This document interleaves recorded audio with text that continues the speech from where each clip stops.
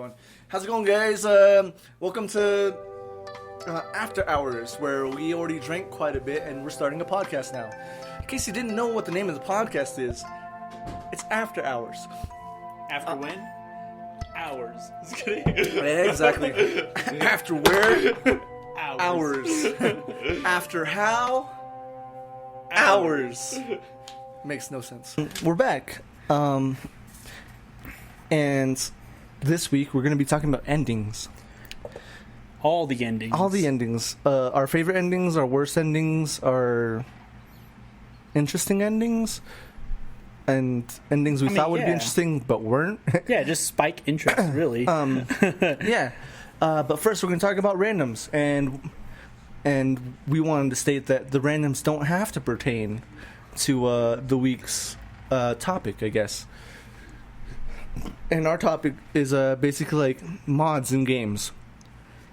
Good mods, or bad mods, or any kind of mods. Yeah. Just mods in game in general. And so one thing we've talked about like a bit before the show actually is anti-cheats.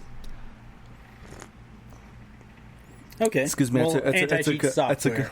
Anti-cheat software, and how it's been blowing up recently again, and it has been before. It's always been the thing. It's always been blowing up as a bad, like some of the things being bad, some of the things not being bad, and it kind of just blows over after a while. From what I've noticed, like people are like, we'll just accept it because we love this game, and they're using this anti-cheat, so I guess we're gonna accept it.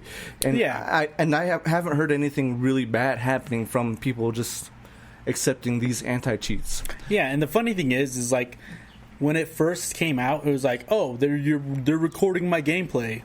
It's like, well, that's a normal thing nowadays. It's like, of course they're recording your gameplay. Yeah, it's like, when it first came out, it was like, oh, well, it's like they're recording my gameplay. Oh my god, that's infringing on my civil liberties. It's like, where are my rights? Yeah, it's like why are they allowed to record? Like my you gave up gameplay your rights when you when you started streaming. When you signed up for anything like the game, like it gives you a whole thing to read. Be like, we're gonna be doing this. Is this okay? Everyone just scrolls all the way to the bottom and be like, yes. Yeah, they just click the accept button, and that's your fault. It's like it's not a developer's fault. They told you what they were going to do. They didn't stray from what I've seen most of the times. Like they did not stray from like, oh hey, we're going to do this in like some obscure way. No, they told you like straight out like we're going to be doing this thing. No, that's almost all disclosure agreements. Is like it's a disclosure for a reason. Yeah, they are announcing to you, hey, we are going to be doing this. Exactly. And then it's like, oh, well, why did you do this? It's like, we told you we were. The hell are you talking about? And if people are listening to this in the future, it is now 2020. And we're in the middle of 2020. Valorant. Wild times. Wild times. Dude, this is like literally wild times. We got the coronas.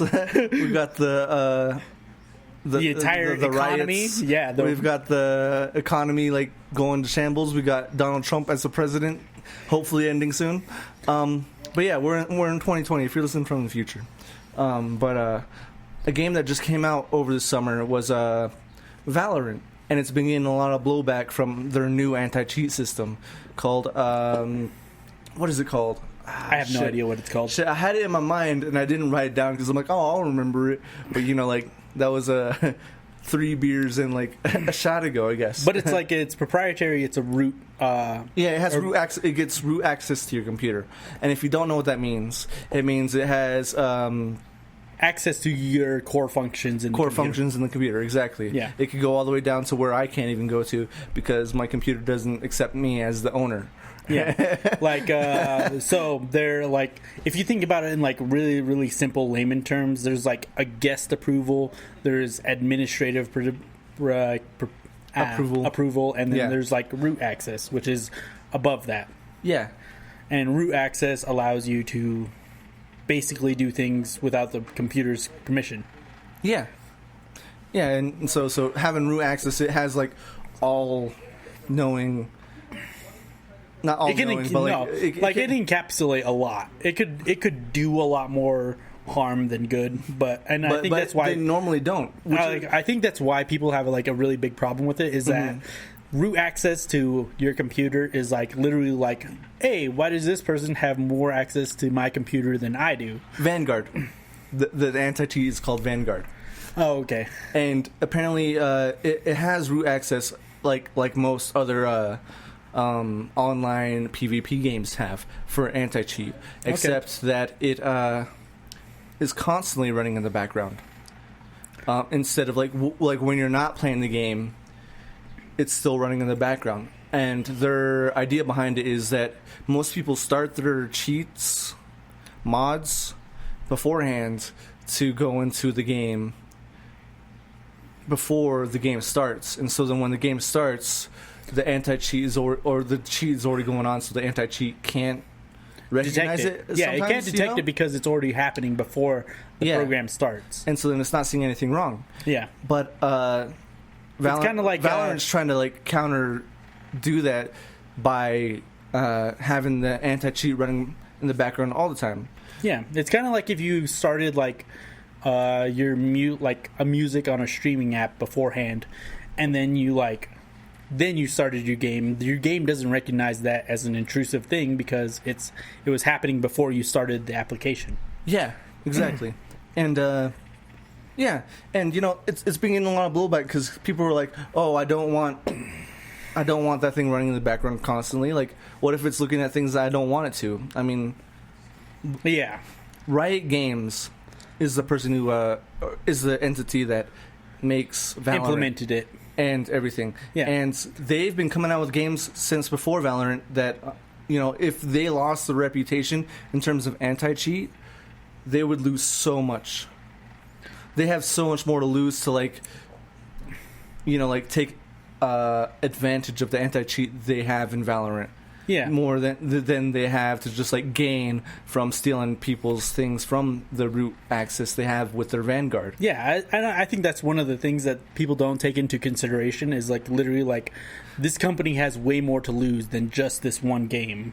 Yeah, it's like, they do have League of Legends. They have, which is like exponential in the online PC gaming industry. Yeah, like if they ever became overbearing in this one thing, is like, oh yeah, well they have way more to lose if they were ever over intrusive with this thing. And if somebody could prove it, obviously they could get a huge settlement out of it. But the idea is that they're risking a lot more to establish this system within a competitive game. Yeah, and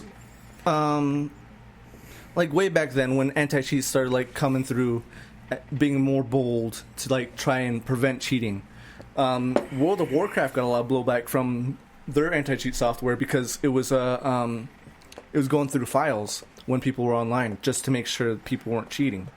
Yeah. And they weren't doing anything with the files; they were just going through them. And people were like, "Hey, don't go through my files." I'm like, "Don't do anything sketchy."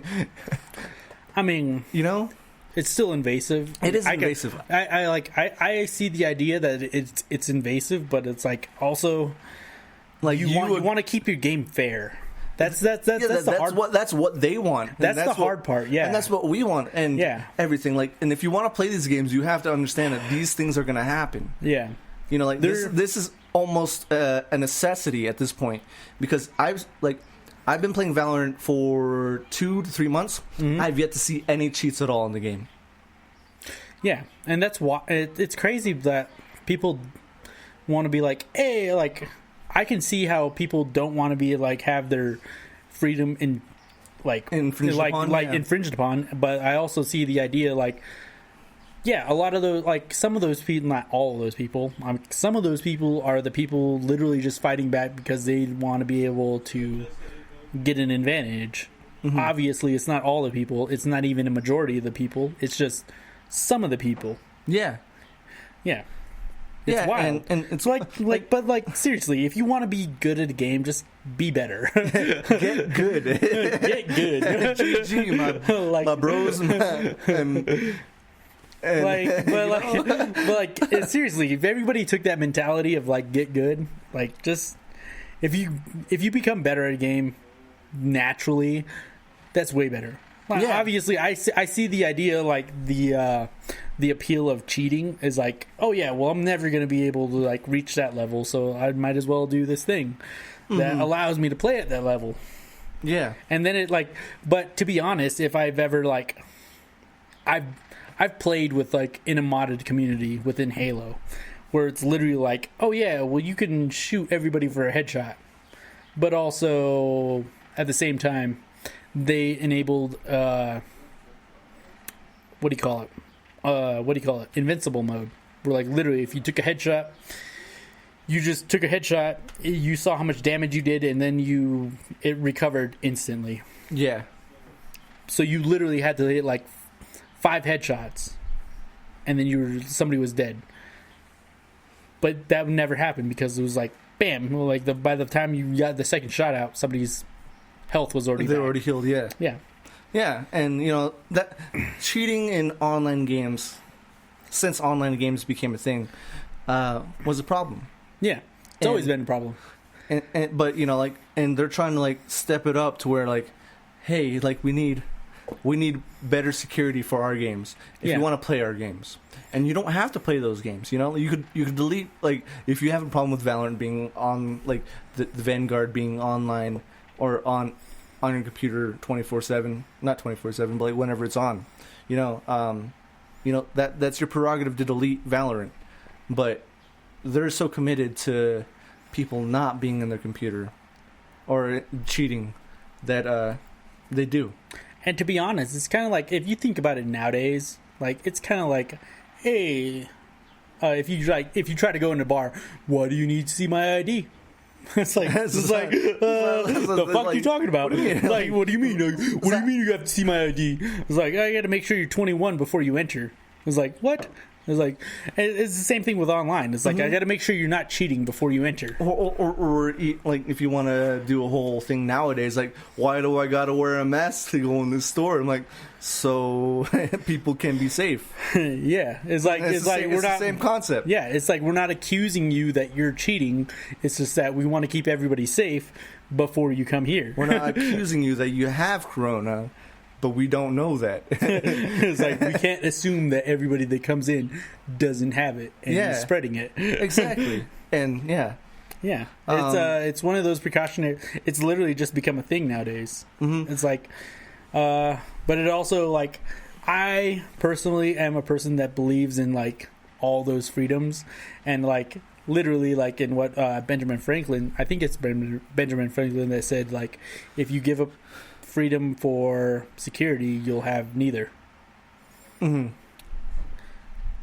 mean, I'm really simplifying that quote in that sense, but like it's like, if you give up freedom, if you value freedom more than security, you'll have neither. You'll end up with neither. Sure. Yeah.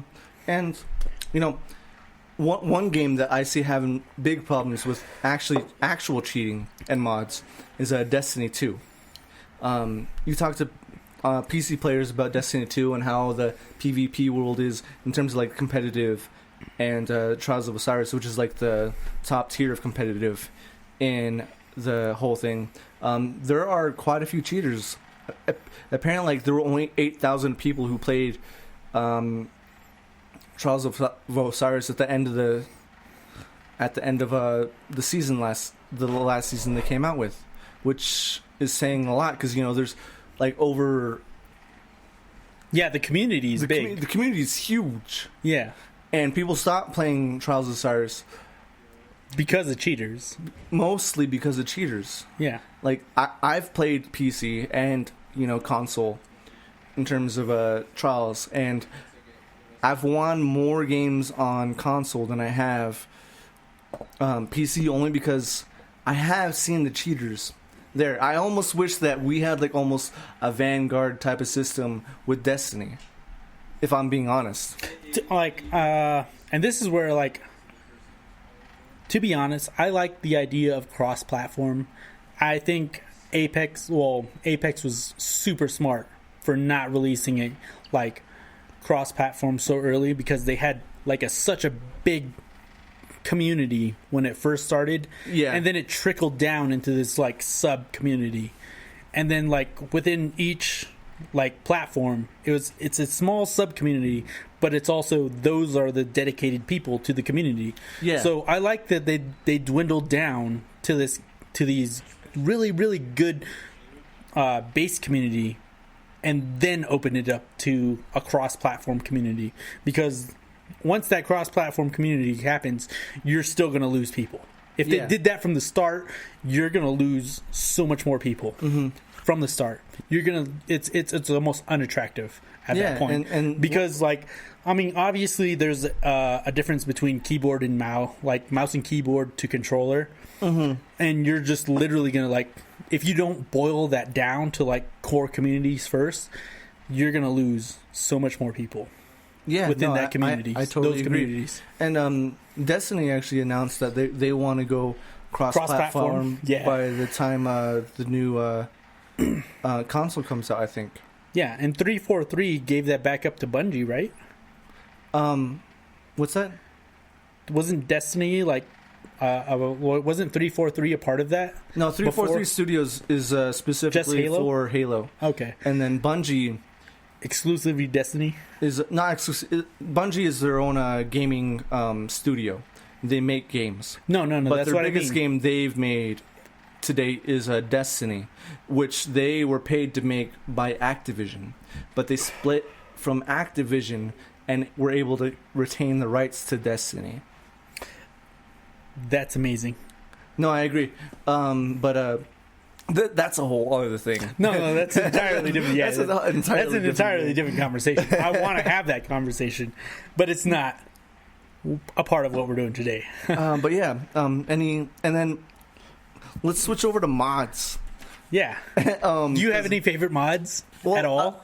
I've never really used mods, but Really? I've seen mods online. I'm like, holy shit, this is fucking great. Like Skyrim has so many different mods that were added to it. You know, like I'm pretty sure I saw a SpongeBob mod that was added to it, and I was just like, that's hilarious. You know what a recent mod that I was like entertained by, but I never got into, was the GTA mod for Iron Man, where you could be Iron Man in GTA 5, and I was like, thing? I didn't know that was a thing. That sounds dope. And it's like it does sound dope. Like if you're Iron Man and fire in like GTA 5, what the hell is like literally he has his stupid like his proton blasters and everything. No, that's dope. And I'm just like, oh, that's amazing. And then there's like the Hulk mod, but like there's a lot of mods to GTA 5. But one of the first ones I've ever been introduced to was for production. It wasn't for like trying to become great at, like it wasn't trying to become like become one of the best players of the game. It was literally like Halo 2 mods when they were like for production companies, how they wanted to like have like camera mode and have different they want to have objective views of things. Yeah. And like one of the things like back then was you had like you could post MySpace clips and like Facebook clips and YouTube clips, and then like that's when those three things were competing against each other. Nowadays it's more like YouTube, and then you have a YouTube crowd and you have a Facebook crowd, or you have like an IG crowd, or Twitch crowd, or a Twitch, or a Twitter crowd. And nowadays like there's so many different platforms for it. But when it first came out, there was you had so many different things that you could be on, and I got to do two of the Rooster Teeth things, which was the fucking It's a production company, correct? Yeah, Rooster Teeth. Yeah, they used to publish through Machinima, which Machinima was like one of those things that literally just took on like smaller production companies and then like put things out within its own brand. When I think of Rooster Teeth, I think of Cartoon Network, because they came out with not Cartoon Network, Nickelodeon. Is that right? No, they came out with a few cartoons. No, Rooster Teeth was one of those things that came out through Cartoon Network. Well, so it was Cartoon Network. Yeah, okay. Like it was a small thing within Cartoon Network, and then like it became an online thing only. Very like it was literally just clips. Like nowadays, what are clips? Yeah, and I feel like some of the videos I saw from them, like they were doing things ahead of their time. What people are doing now, basically. Yeah, like oh my god, Machinima. I think one of the biggest things was getting the people from what do you call it? Rocket Jump. You don't know it? No, I don't know. I don't know. No, like Rocket Jump was one of those things. Like I was kind of like, I remember when Rocket Jump first became a thing, and I was like, there's so many more progressive things that were out during the time, and they were like, hey, do you it's like, we're starting this, like, I remember one of the people from it in Halo, they were like, hey, well, Rocket Jump's gonna be one of these things that are kind of like red versus blue, but we're gonna call ourselves Rocket Jump. It's like, do you want to be a part of that? I was like, no, not really. But now it's a thing. It's a fucking thing. Yeah, it's crazy. Like Red versus Blue. I remember Red versus Blue. Red versus Blue was huge back then too. Like even like I think one of the most underrated things was the fucking like the small production companies that came out of Red and Blue. Like not even Red vs. Blue, but like just Halo 2 in general. Like there's so many better things that were better than Red vs. Blue at the time that were just like Frequency. Mm-hmm. So much better production quality and better storyline. Literally nobody said shit. But you could follow the entire story without having like any voice acting, any storyline. You just knew how the story was going. You just knew how, like, you just got it. It was crazy. Mm-hmm. It's like it was called Frequency, but it was like it was an amazing story. Zero. It's like looking back towards like the fucking like fucking black and white videos that had no sound. It's like you could follow that storyline. Yeah, yeah, sure. And again, there were so many other mods out there. So many that we didn't even get close to mentioning. Yeah, not at all. But yeah, if you like have a favorite Mario mod, Kart ones, if you have a favorite mod that you like can remember upon Mario Party, or current, let us know in the comments, dude. Wii Boxing. Wii Boxing had so many mods. Oh my god! But I think it's about time to continue on. Yeah. Probably. I think we said we were starting out with anime because you said it so many times. I did say anime so many times at the beginning. This is like, so we're starting with anime. So we're starting with anime, right? We're starting with anime though, right? So again, if you lost track of what we're doing this week, we're doing endings. Yeah, like. Whether they be good, bad, interesting, and whatnot. Like, what endings stuck out to us? Yeah, just endings in general. Like, I don't know if you want to go first, or... I mean, I can go first. If I want to go first. All right, so one of the best endings I've... And this is going to kind of go under one of my best endings, is the series of Samurai X / Rurouni Kenshin.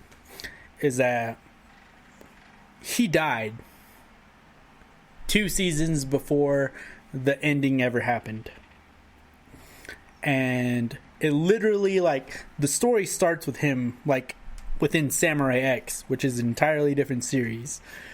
Starts with him as a child in Samurai X, moves up through like a season of series, I think like 1 season of Samurai X into 5 movies,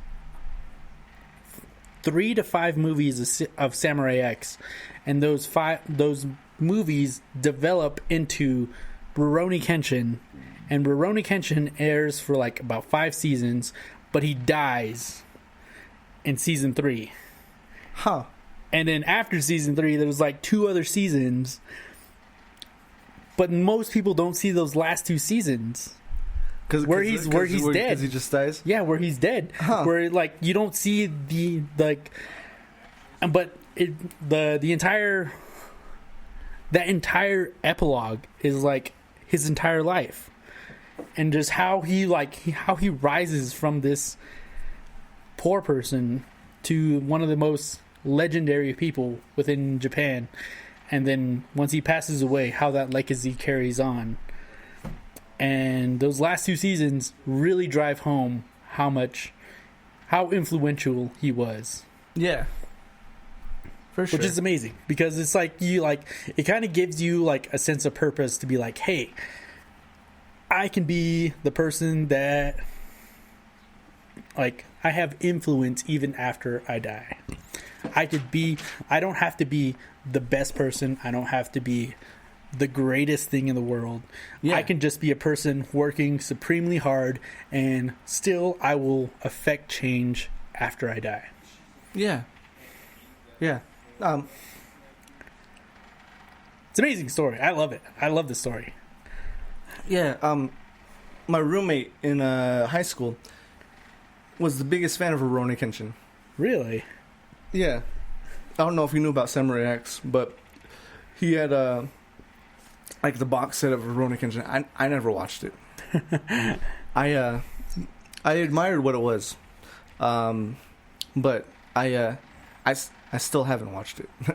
No, Rurouni Kenshin was like one of those. It was pivotal in the time because it was one of those things that literally like instead of saying like, "Hey, this is all fictional," it like literally analyzed the fight. And I think that's kind of where like anime gets that entire thing of like, hey, it's like they overdevelop the analyzation of everything. They feel like it's like, well, if you didn't have these 2 millimeters of this thing, I'm just oh fuck. I know exactly what you're talking about. Like, so there's like a whole bunch of parody videos of like that dude. Shit happening. Where like, if this were an anime, this would happen. Like, well, like no, because like animes before that, they kind of just literally had like if you take Claymore into like consideration, that came out around the same time, and they had so much dependence on your idea to like develop your own thoughts upon this, and then they're like, hey, I can agree with that, and the idea of this can lead to this, and it does. Like it like it's suggestive and it's developmental. Yeah. So they're expecting you to follow a developed path for it. Whereas Rurouni Kenshin didn't allow you to think for that. They didn't allow you to think at all. They just told you flat out that it's going to be this way. This is the way it's going to be. And like they literally like they oversimplified things to the point that like, oh yeah, well this is the only way it could have gone. Yeah. And like most animes follow that kind of like thinking nowadays. Sure. Well, not thinking, but like that development style. And this is, in case you guys didn't know, this is the first time we actually wrote out what we're going to be talking about in terms of the topic. And it might actually make the whole podcast thing a little more like, yeah, it might hinder on like how much we actually talk about everything. Yeah. So my next thing was well, it's my turn. Well, shut up. Because I think we can both agree on this one. Naruto. Sure. Fucking great ending. No, yeah. Because it's one of those like it's. I think like the generation now can like have a greater understanding of the ending of that because they've watched the entire thing. Well, at least the entire thing of Shippuden. Yeah, most definitely. I watched recently. I realized I haven't watched the entirety of Naruto the series, not Naruto Shippuden, but Naruto the series. Beforehand, like I've watched it all the way up to Sasuke and Naruto Sasuke fighting, and then I've watched a few episodes after that. I think I watched like a season after that. To be honest, and then went straight to Shippuden afterwards. But there's there's at least like 2 seasons after, like not 2 seasons, but like at least like 150 episodes. I don't know how many seasons that is. No, there's not that many. There's about 150 episodes I've never seen of Naruto. No, because there's not that many. There's like there's 350 episodes. 350 episodes of Naruto. So there's 350 episodes of Naruto, but like there wasn't a shitload after the Sasuke Naruto fight. There was probably like 30 to 40 episodes afterwards. There's over 100 after the Naruto Sasuke fight. What are you talking about? I thought that Naruto and Sasuke... I watched it. Believe you me, I watched it. I thought that the Naruto and Sasuke fight was like 233, and then there was only like 300. There's over 300 episodes. But yeah, but that's what I mean. There's like there's like 300 episodes. There's about 100 episodes more after the Sasuke. Okay. More than 100. I guarantee you. Okay. I watched every filler. I will go with that because I watched every filler. I've watched everything front to back. I'm on over 250 in Naruto Shippuden right now. I'm rewatching the whole entire series with all the fillers. And I watched all Naruto. To be honest, I watched all Naruto Shippuden with the fillers, anyways. But like with the first Naruto series, I didn't watch all the fillers. To be honest, the first time I ever went through Naruto, there was probably about like 200 and something episodes already out. And when I started it, I watched probably like 140. And then like year after year, I probably like went like 20 to 30 deep. And there's just kept going from there. And up until the point that it got super, super interesting. And then it just became addictive. It became addictive to the point where I was like, literally like I was like one of those people who were watching it week to week, waiting for each episode to come out. And then once Naruto ended, and like I think there was like a 6 to 7 month period between like Naruto and Naruto Shippuden, and I was like, the fuck is going on after this? I almost thought there was like a year. I think there was a year but like all the things that occupied my time in that time, I think that's what like made it feel short to me. Mm-hmm. I remember my freshman year of high school, I watched all the way to episode 30 in Naruto Shippuden, and then that was like the latest episode. Yeah, and then I stopped. I just stopped and didn't watch it till after high school. And there was so much to catch up on that I watched. Like, I can guarantee you, before I watched the rest of the series of Naruto Shippuden, I've seen every single filler. No, I've watched the entirety of Naruto. Like, I've literally watched the entirety of it. But, I mean, I'm not going to say I can remember the entirety of it, but how did you feel for, like, the Sasuke-Itachi fight? Like, when it happened, you were like, this is, like, 7 to, like, at least 6 to 7 years of, like, I gotta be honest, build up. I never hated Itachi. No, like, okay, so, if you ever, like, if you watched, like, you had, like, years to build up this hatred for Itachi. Years. I agree. Right? There's Naruto. Like, he had for Naruto, you have years to build up this hatred. There was Sasuke's like, my brother did this whole thing, and I'm like, damn, that sucks.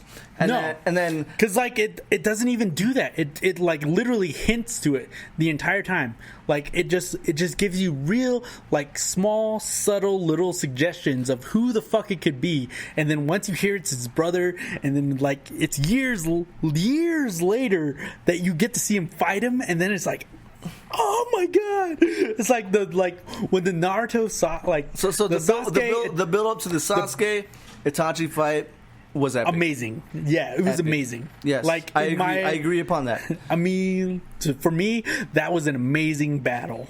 Like it was one to end the ages. It could have ended the series right there. It could have, if it got cut off and died right there. Fucking full ending. But the Fourth Great War was such a good But like no. Everything that happened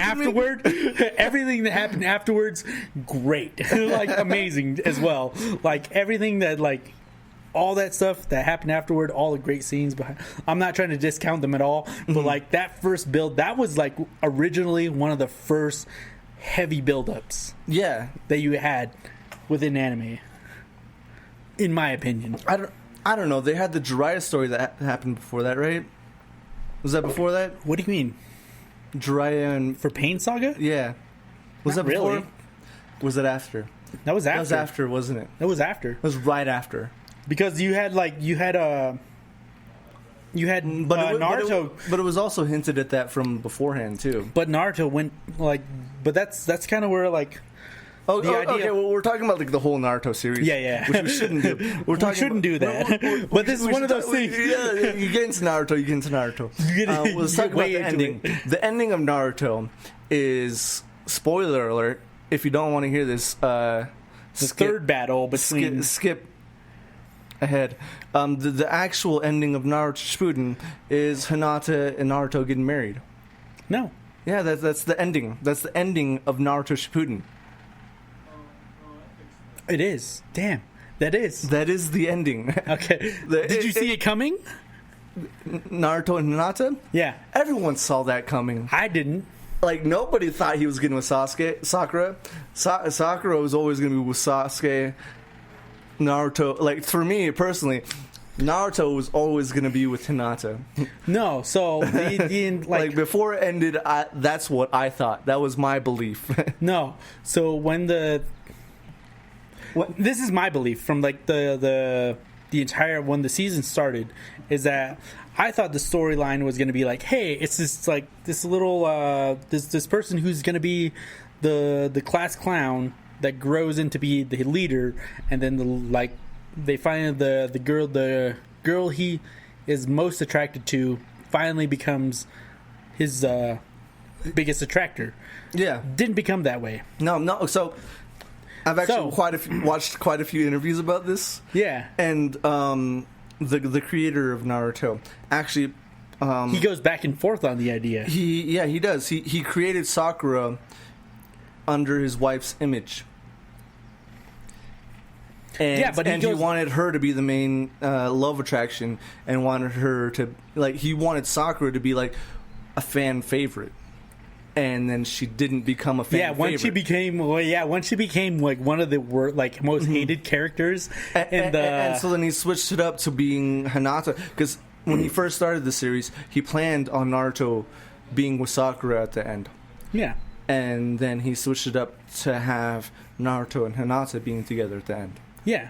Did you hear about how? And have you watched the movie where they actually kind of got together? Yeah, I did. And so the whole red scarf thing was actually a thing between him and his wife. Yeah, I can understand the progression. It just the series of the show didn't suggest that it was going that way, and then you realize obviously you got to go with fan favorites at that point.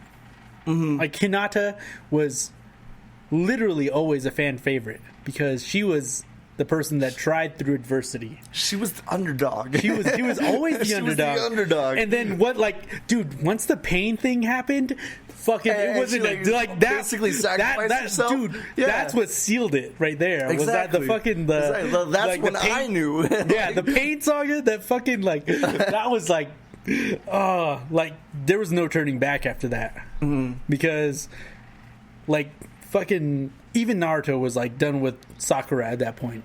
And then there was a point where Sakura confessed her love, and when she didn't even have love for him, he's like, I hate people who lie to themselves. Yeah, exactly.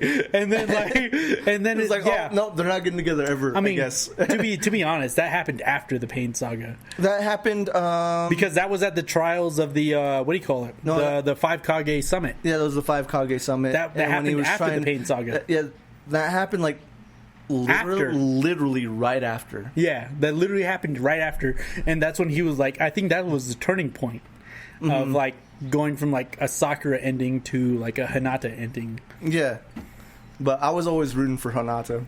To be honest, I was I was one of those people that saw Sakura being the love interest right at the end, and then once Hinata started to overshadow that's when I was oh shit, okay, cool. Even that scene when they were at the hot tub. But that show was sort of yeah.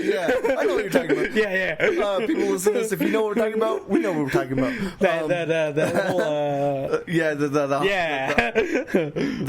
the bath scene, right? Everyone that's filler.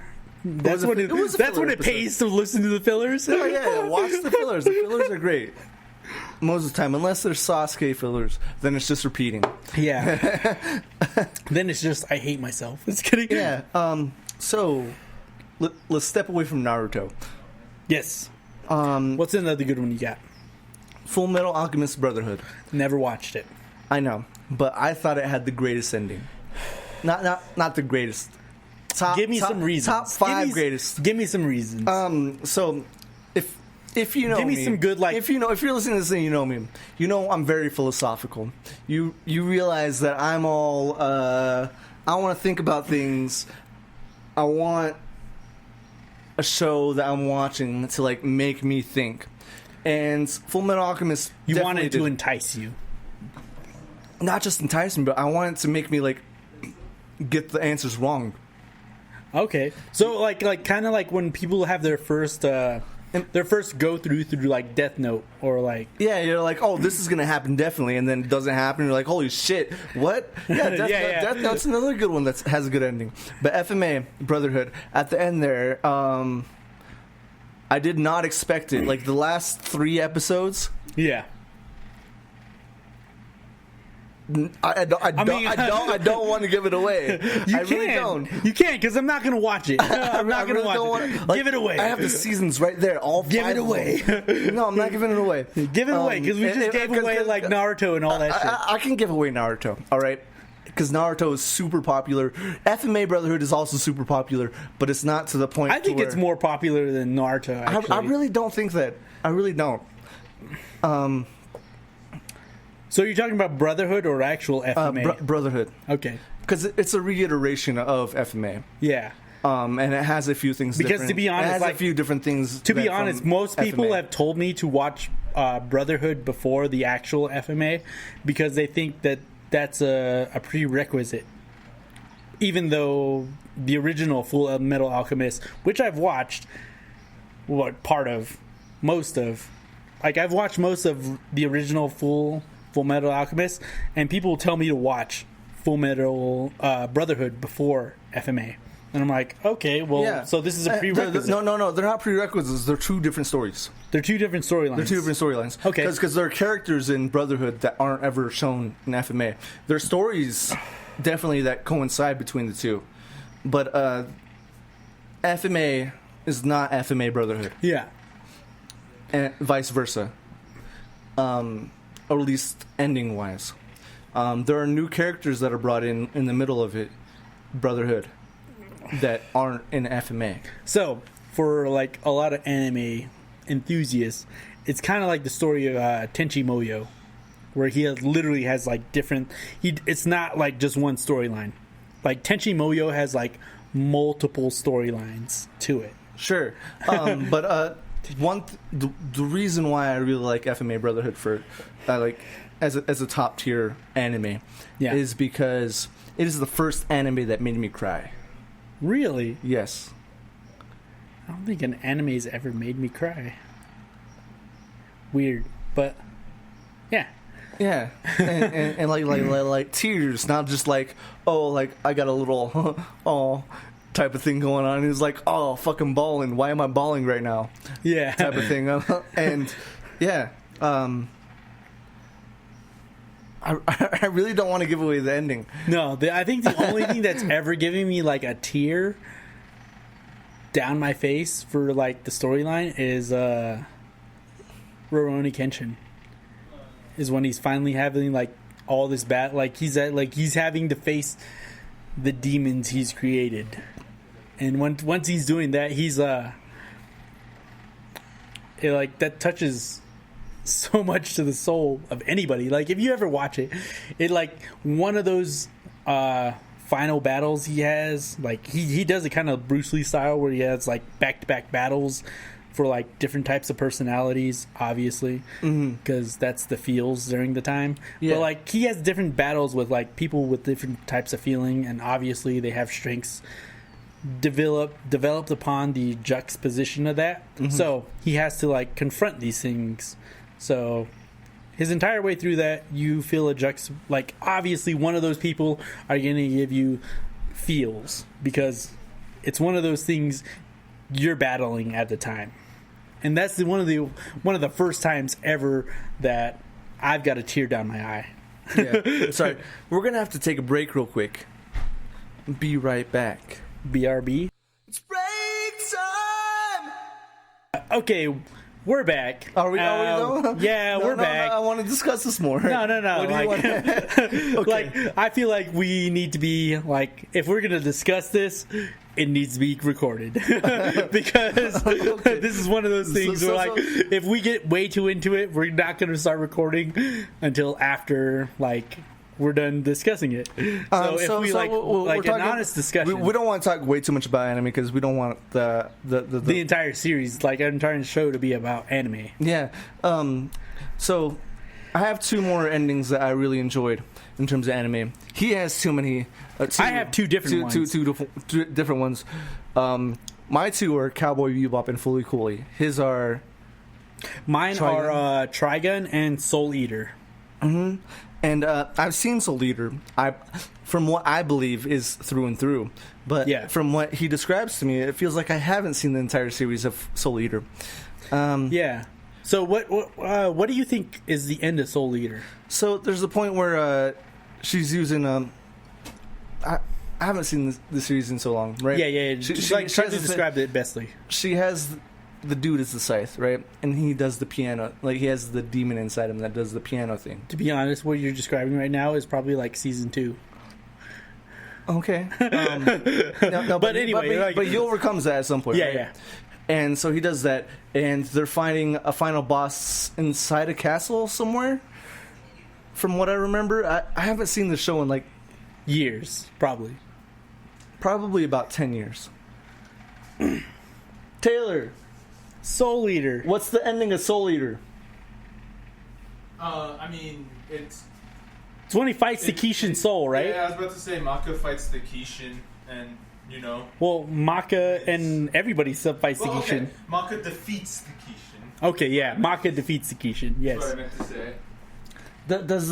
Does like, I haven't seen it in such a long time, but Maka, Death Star, and Kid Death, they all fight him, but Maka's the one. You call him Death Star? You call him Death Star, yeah. Black Star. Black Star. Oh, sorry. Black Star! Black Star! I'm pretty sure that was the kid from Naruto who did the same voice acting for Black Star. I don't think so. I'm pretty sure it's the same kid as Naruto. I don't think so. Like the English version. The dubbed version? Yeah. Maybe. Yeah. Maybe. No, I still don't think so.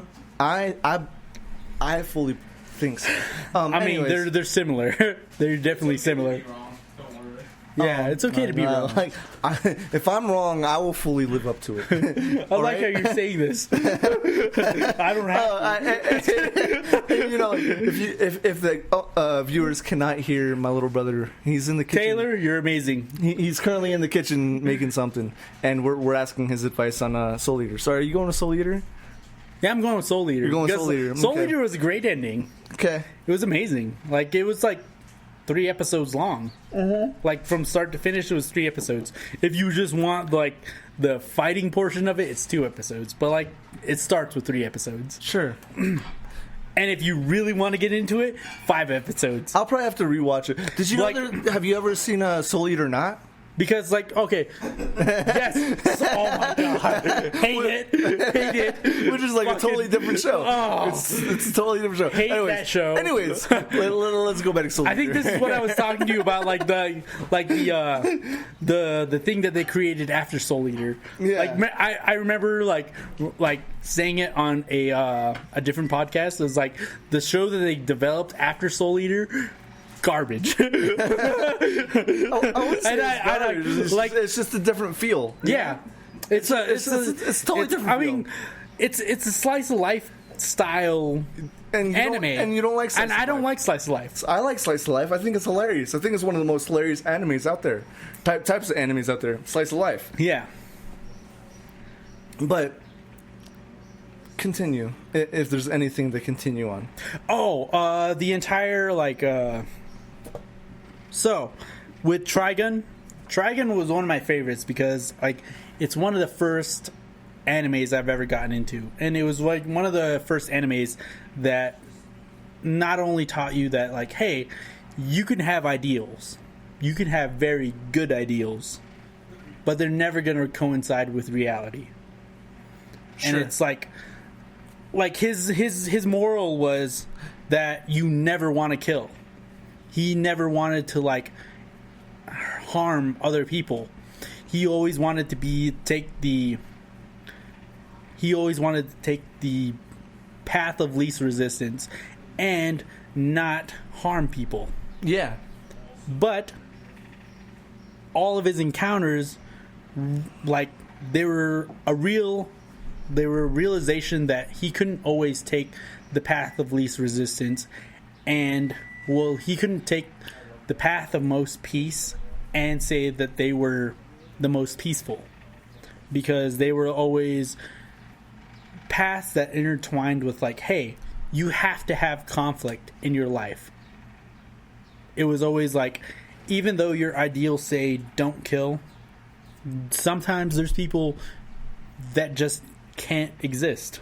Yeah.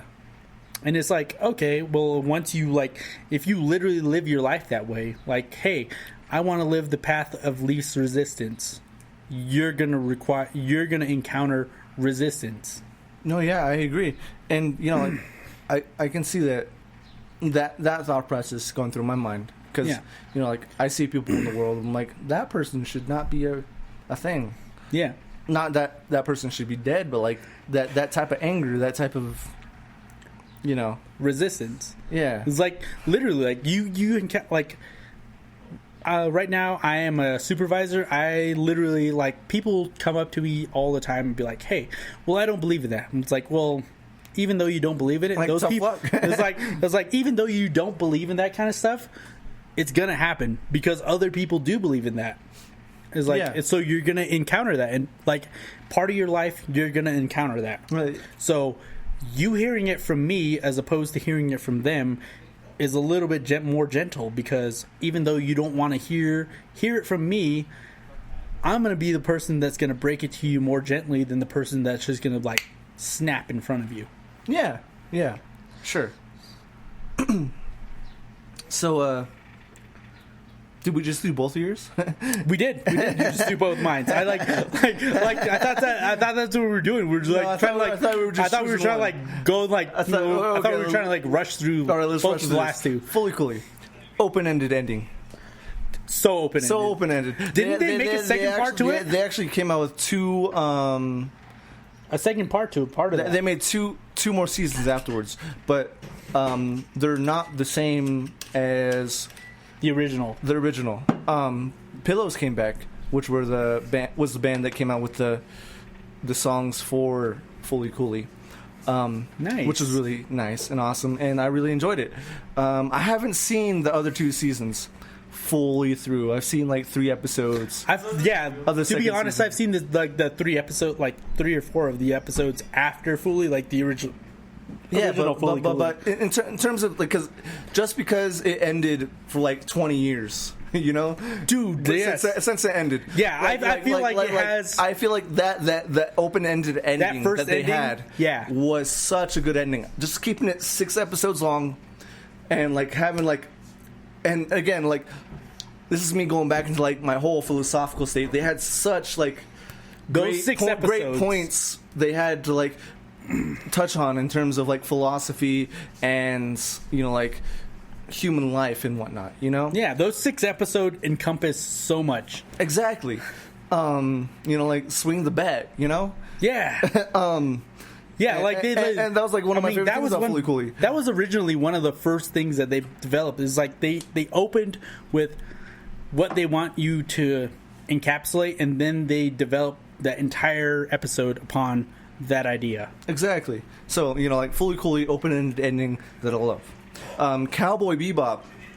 Oh, not so open-ended, and it kind of ends. You know, that I think that's the opposite end. The opposite end of the spectrum. Yeah. But, you know, like, in the best way possible. Yeah. Super best way possible. And again, like, the whole show is so philosophical. Like, just the way they approach everything. Yeah, literally everything. Yeah. And one of my favorite things about the show is it doesn't rush. And the weird thing is that they even within the series, they still project the idea that, like, these are super simple people, when in truth they're not.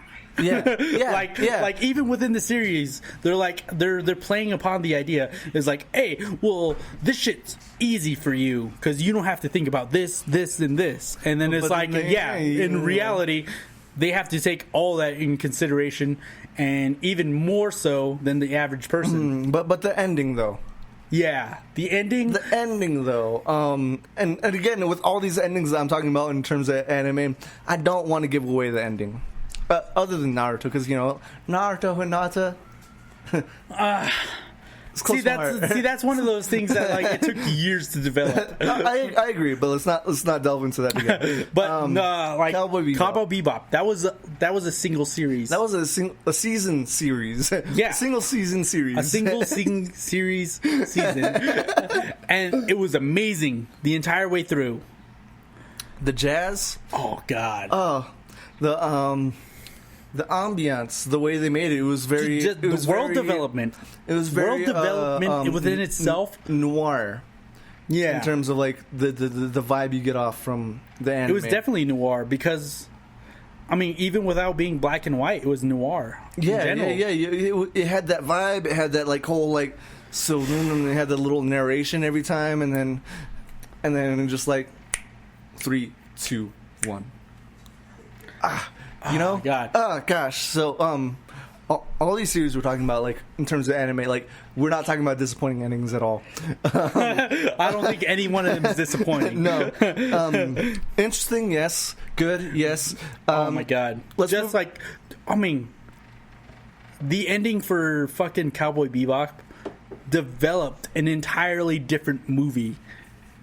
Completely watchable by itself, too. Oh my God, just that one episode developed an entire movie afterwards. Yeah. Almost like the Endless Waltz. Yes. It's amazing. Which is another anime that we could talk about for hours. But we need to move on.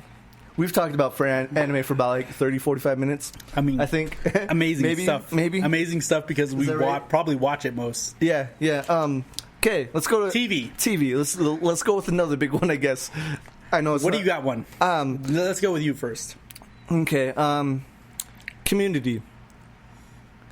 To be honest, I've watched it twice over. I can't remember the ending. The ending,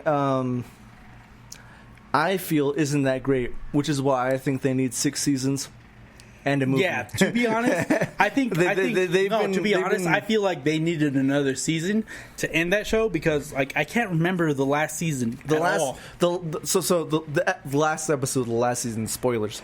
It's Jeff, Britta, Annie, Abed, and the 2 other new characters. Yeah, that they added. To them. I think Chang is there too. Chang's always there. Yeah, Chang's always there. But they're sitting in a bar with 2 tables pushed together, and they're reminiscing about shit, and Jeff was just I don't want this to end, and everyone thought it was gonna be Abed gonna be we need to not end this, we need another season, but Abed comes to terms with things need to end sometimes. And it was just this whole heartfelt thing. Shows need to type of thing. Yeah. And he was because about to he thought the entire thing was a show. He got invited to go out to Hollywood to actually direct and be an actual director. Yeah, and stuff. And then other people were moving on, and he was gonna go do something else. And then Jeff was I'm gonna see you here next semester, though, right? Yeah, because I remember Annie coming to terms with her not being with Jeff, and then Britta, being okay with everything, and then and everything everything came to such a good closure at the end of that. But I still think they need to move. I think it came to a close too quickly at that point because I think they only had 13 episodes in the last season. Really? Yeah. Okay.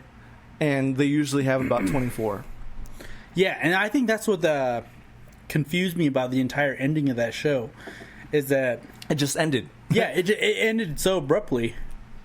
But when I watched it the first time through, I remember it just being encapsulating. It just drew you in all the time. The first 4 seasons, magnificent. Yeah. The 2 seasons afterwards, still really good. not as great. Yeah. At that point, you were literally just watching and waiting for the ending. Yeah, exactly. But they got the 6 seasons down. You know, like it's been a running joke the entire time. 6 seasons in a movie. Let's get that movie. That's what I'm saying. So that's your first one. That's my first one. Is Community. Yeah. Let's go with one from you. Okay. The Game of Thrones. Oh my god. I don't know if you've watched all of the Game of Thrones, but that shit is so enticing. Entire way through. I've seen the first 3 seasons, right? Through and through. Really? And then I skipped to the last season. To be honest. And I've told people that all the time, and they're like, they give me this look. I'm like, yeah, I know. I'm sorry. Like, I just don't have the time to get through those other seasons. No, to be honest, I never watched the first 3 seasons when they came out because I was like, the type of person I was during the time. I was one of those people who was like, hey, fuck pop culture and all this bullshit that it has to bring. No, and then the first time I ever watched the first season of Game of Thrones, I got sucked in so hard, and I was like, the first season is really good. First season, a lot of the seasons are really good. No, so the first time I ever watched it was literally when I was in Las Vegas, and I was literally by myself for the first time, and I was like, I have no friends. I don't know what to do with myself because I literally all I do is go to work, come home, and then I go to work again. Yeah. So I had to have something to do at the end of the day, and I was like, and somebody suggested to me like, hey, have you watched the new season of Game of Thrones? And I was like, no. I was like, I haven't even seen the first season. And they were like, you gotta watch it. So I was like, okay. Well, I started watching it, and then I just had this year-long discussion about season after season, and then I just became a part of it. And once the final season came, which was literally when I was in Vegas, the 7th season came out, and I was trying to catch up. I was literally on season 5, and I was trying to catch up, and I was like, and we were he's like, dude, the new episode came out. I was like, this is good. It's like, you realize how long it's take for this season to come out? And I'm like, no, I don't realize because I'm only on season 5. It was like a 6-episode season, the last season. 8. 8 episodes? It was 8 episodes. 8 episodes. You're right. So, and each episode was an hour and a half long. Yeah. They were movie length episodes. They were. And once it came out, I was I was satisfied because I was satisfied as well. To be honest, a lot of people hated the ending of that series, and I was to be honest, that build up happened for me in 2 years. Mm-hmm. Where as opposed I can see if it took 8-year build up for other people, my build up was 2 years. Sure. I watched that entire series for a good year, and then when the last part of that series happened, I was super in it. I was committed. And now, I remember being here in this living room watching every episode every week when it came out. Yeah, just being encapsulated. The only reason why I bought HBO Now on my Hulu was because of Game of Thrones. Yeah, and I watched every episode, and then after the episode ended, I immediately got rid of my HBO. Only because I couldn't afford it. I couldn't afford it when I first got it. But that trial period. But that show. I could afford the free trial period. I could afford the half of the month afterwards. But no, dude, that. Oh my god. Okay, so I've watched the final fight probably 3 different times on 3 different TVs. Once in really shitty quality, not shitty quality, but 720p. Not bad quality, but you couldn't see behind the blackness. Yeah. And then when I went to 1080 or 1080i, it was okay, well, you can kind of see a resemblance behind the people. And then when you went to 1080i, it was holy fuck. I finally realized why that arrow that first shot of the arrow was so significant because, and why everybody was so encapsulated and drawn into that fight and so attentive at that fight is like, holy shit, there's an entire army in front of you. Yeah, no, I don't think I've ever seen it under 4K actually. Like, and that was a big problem to a lot of people. Is like, oh yeah, when they shot that final arrow, all you saw was blackness. It was like, no. Bitch, you're like, no. You don't. It's like that arrow showed you the army. No, yeah, I actually saw 2 episodes downtown in at the green room. Yeah, they were showcasing them every Sunday. Yeah, and then it was like, okay, well that arrow gave you a glimpse of the army in front of you. Yeah.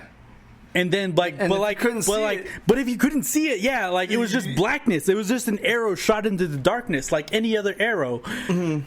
But if you couldn't see like the properties of it, it was like fuck.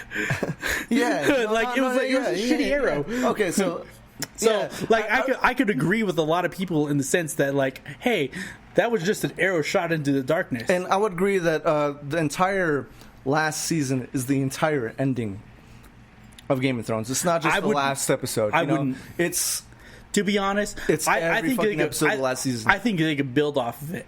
No, yeah, I agree. One of my favorite characters has always been Arya. Yeah. You know? And I'm sure like a lot of people can agree. Yeah. And she travels out west where like past Westeros where like nobody knows what's past west that of way. Westeros. Yeah. And I'm just like, show me that. I want to see her travels past that way. But that was amazing. But yeah, I want to see that too because like they left 3 storylines open ended. But like the whole Daenerys thing, you like the entire series. You saw it coming. Like you saw the entire Daenerys thing play out, but you didn't. You like nobody wanted to believe it.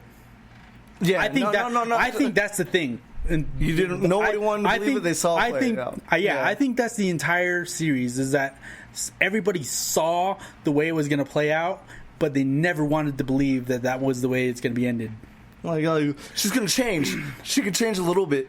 Yeah, it's like the entire series, like the entire way through the series, you can see how she's going to like her way of thinking is going to be counterintuitive to what progress is. Mm-hmm. But you know, like she saved so many lives. I agree. Yeah. You know, like throughout the series, she saved so many lives. Yeah. But she had so many things that were really great up until the end, and it's like it's that end point that you don't want to agree with. Oh, where like she just burns the whole thing down. Yeah. Gosh, it's spoiler alert. To be honest, like, and I think that's where it gets a little too political. Is like you want to agree with everything up until the last point of it. Yeah, it's like okay, well the final product. Even like Cersei and her brother. Yes, like when they got crushed and everything. Like you didn't want to see that happen. Like you know it was gonna happen. Like you knew like it was gonna end well for them. And to be honest, like Cersei wasn't the greatest person in the world, but when you like a character you saw grow throughout the entire series just end like that, like you don't want that. But it's like it's almost like a thing where like this is gonna happen whether you want it to or not, and it like it's almost like fate, like it's out of your control, you know? No, so like that in my mind was like for me. It was more of like, hey, how does a royal family attain it, like keep its power if its power is always being cut in half? And it's like, oh yeah, well, obviously the second person in line is always going to have more than the first person in line if you keep cutting the person in front in half.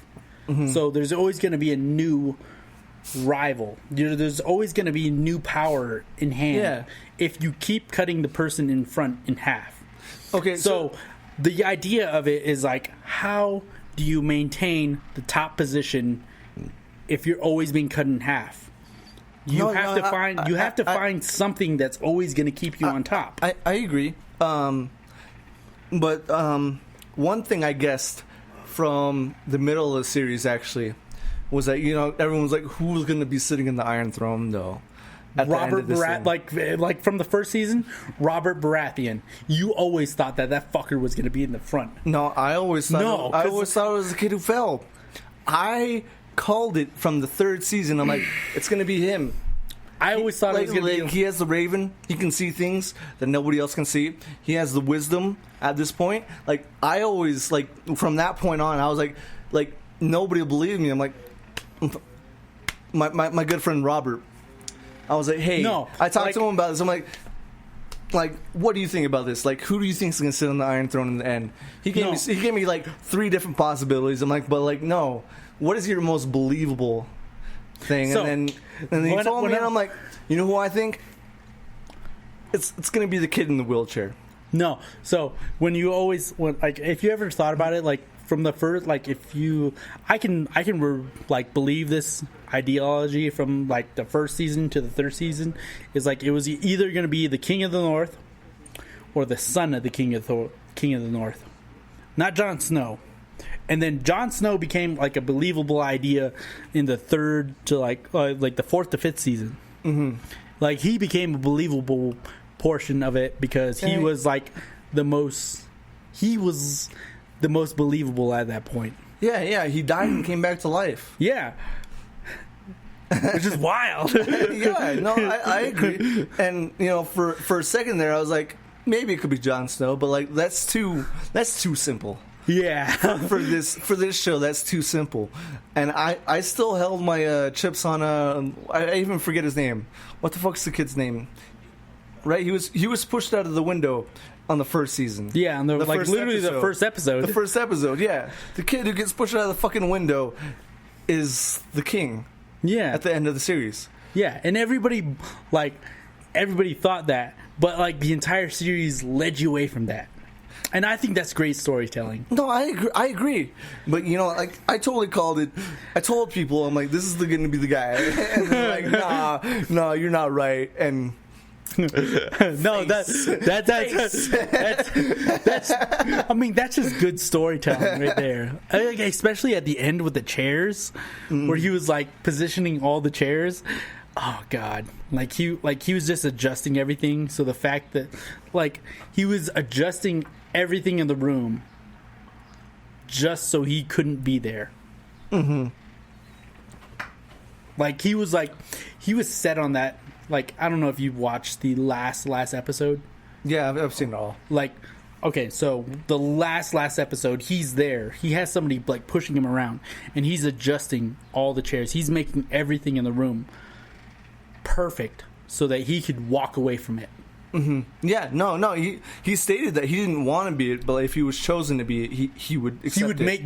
He would accept it, and he would make everything in his, like, everything optimal to his positioning so that he could control everything after the fact. And I think that's great storytelling right there.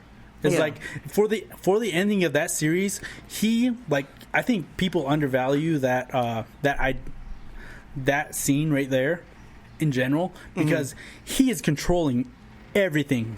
Like it's suggestive to the idea that he's controlling everything before it even happens, and then once it happens, he doesn't need to be there. Yeah. Okay. I think we should move on. We've talked about fair. That's fair. Another show ending that I found interesting, but I didn't like. This is one of the first shows I'm bringing up that I didn't completely agree upon. How I Met Your Mother. And I know you said you've never seen the whole thing through. Right? I haven't.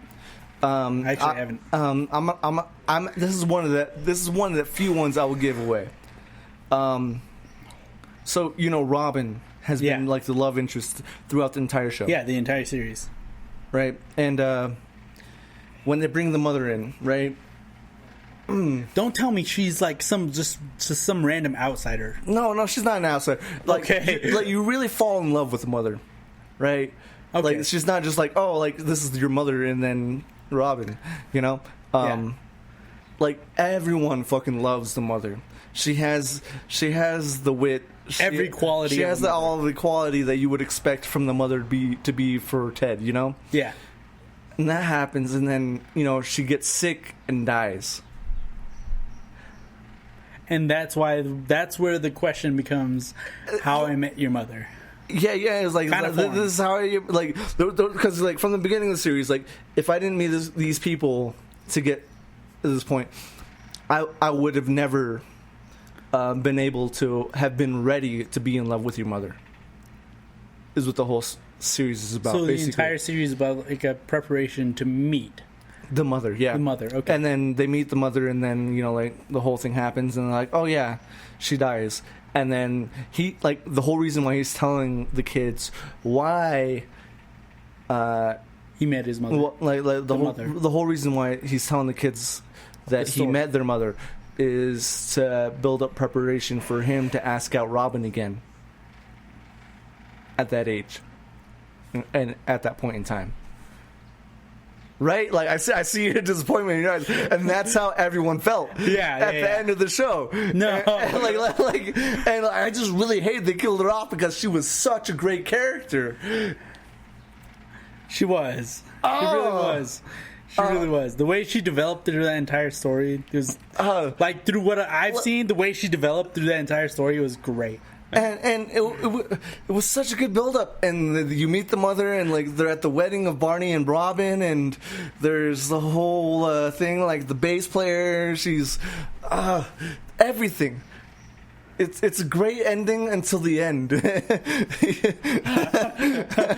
it finally ends. Until it ends. Like, it's a great ending until it ends, and then it's just like, fuck you! Gosh! It's like, why are you pulling on all these strings? Apparently it's the deleted scenes where, Ted and the mother are actually together at the end. But, like, they ended it the way they ended it. They shouldn't have. And... They should have used the alternative. I'm super mad at the ending, but like I'm super happy at the ending. Like there's a point, like there's this whole little speech he does when his crazy ex-girlfriend of a cop does this whole thing and throws the necklace over the bridge, and he's like, "No, you don't stop loving somebody you love, and it goes in this whole spiel of like if I could just give it up, that's not love. If I could just like throw it away, that's not love." And that hit me somewhere deep, and I'm just like, fuck, yeah. And that's where you gotta look for something, yeah. I think that's where like one of those things where it's like it's starting to like hit home a little too well, and then it's like it gives you high expectations. For people. And then the way it ends, I'm just like, oh gosh, Robin's too much of a wild card of a character that I can't just commit to, because she's this and then she's that and then that and then this and then that. Like she's a tomboy. She's had this whole like girly phase, and like they gave her too much of a personality. Does that make sense? I think they gave her too real of a personality. No, they didn't. She's not realistic. She's not realistic at all. Are you? So you're saying that most no, girls are one-directional? I'm not saying that most people are just like confined to this box, but they gave too much to Robin. Okay. So the series, like, it played too much into her being this big character, like this wide variety character. Yeah, and it's non-realistic, but it is. I mean, it's too realistic. A little too realistic. I wouldn't say that, but but I would. I'm just saying that that was the most disappointing and most favorable endings at the same time. Not in terms of the way it ended, but in terms of like the lead up to the end and then it ended. So this is my point of it being like too realistic is like I don't want to talk about Robin. I really don't want to. I really don't want to talk about Robin. It's the best. It's the best scenario, and it's also the worst scenario. Like that's kind of like how it is in real life, I guess. For most people, I think. Yes. For a lot of people. Let's move on from him and go to your other TV show. Okay, no. We did both of my TV shows at the same time. We did both of mine. Okay, so we're going on to the movies. I have three more TV shows. I thought we were just doing all of them at once because like I literally like covered both of my TV shows to end it. I thought we were going to back end my TV. I thought we were going back and forth.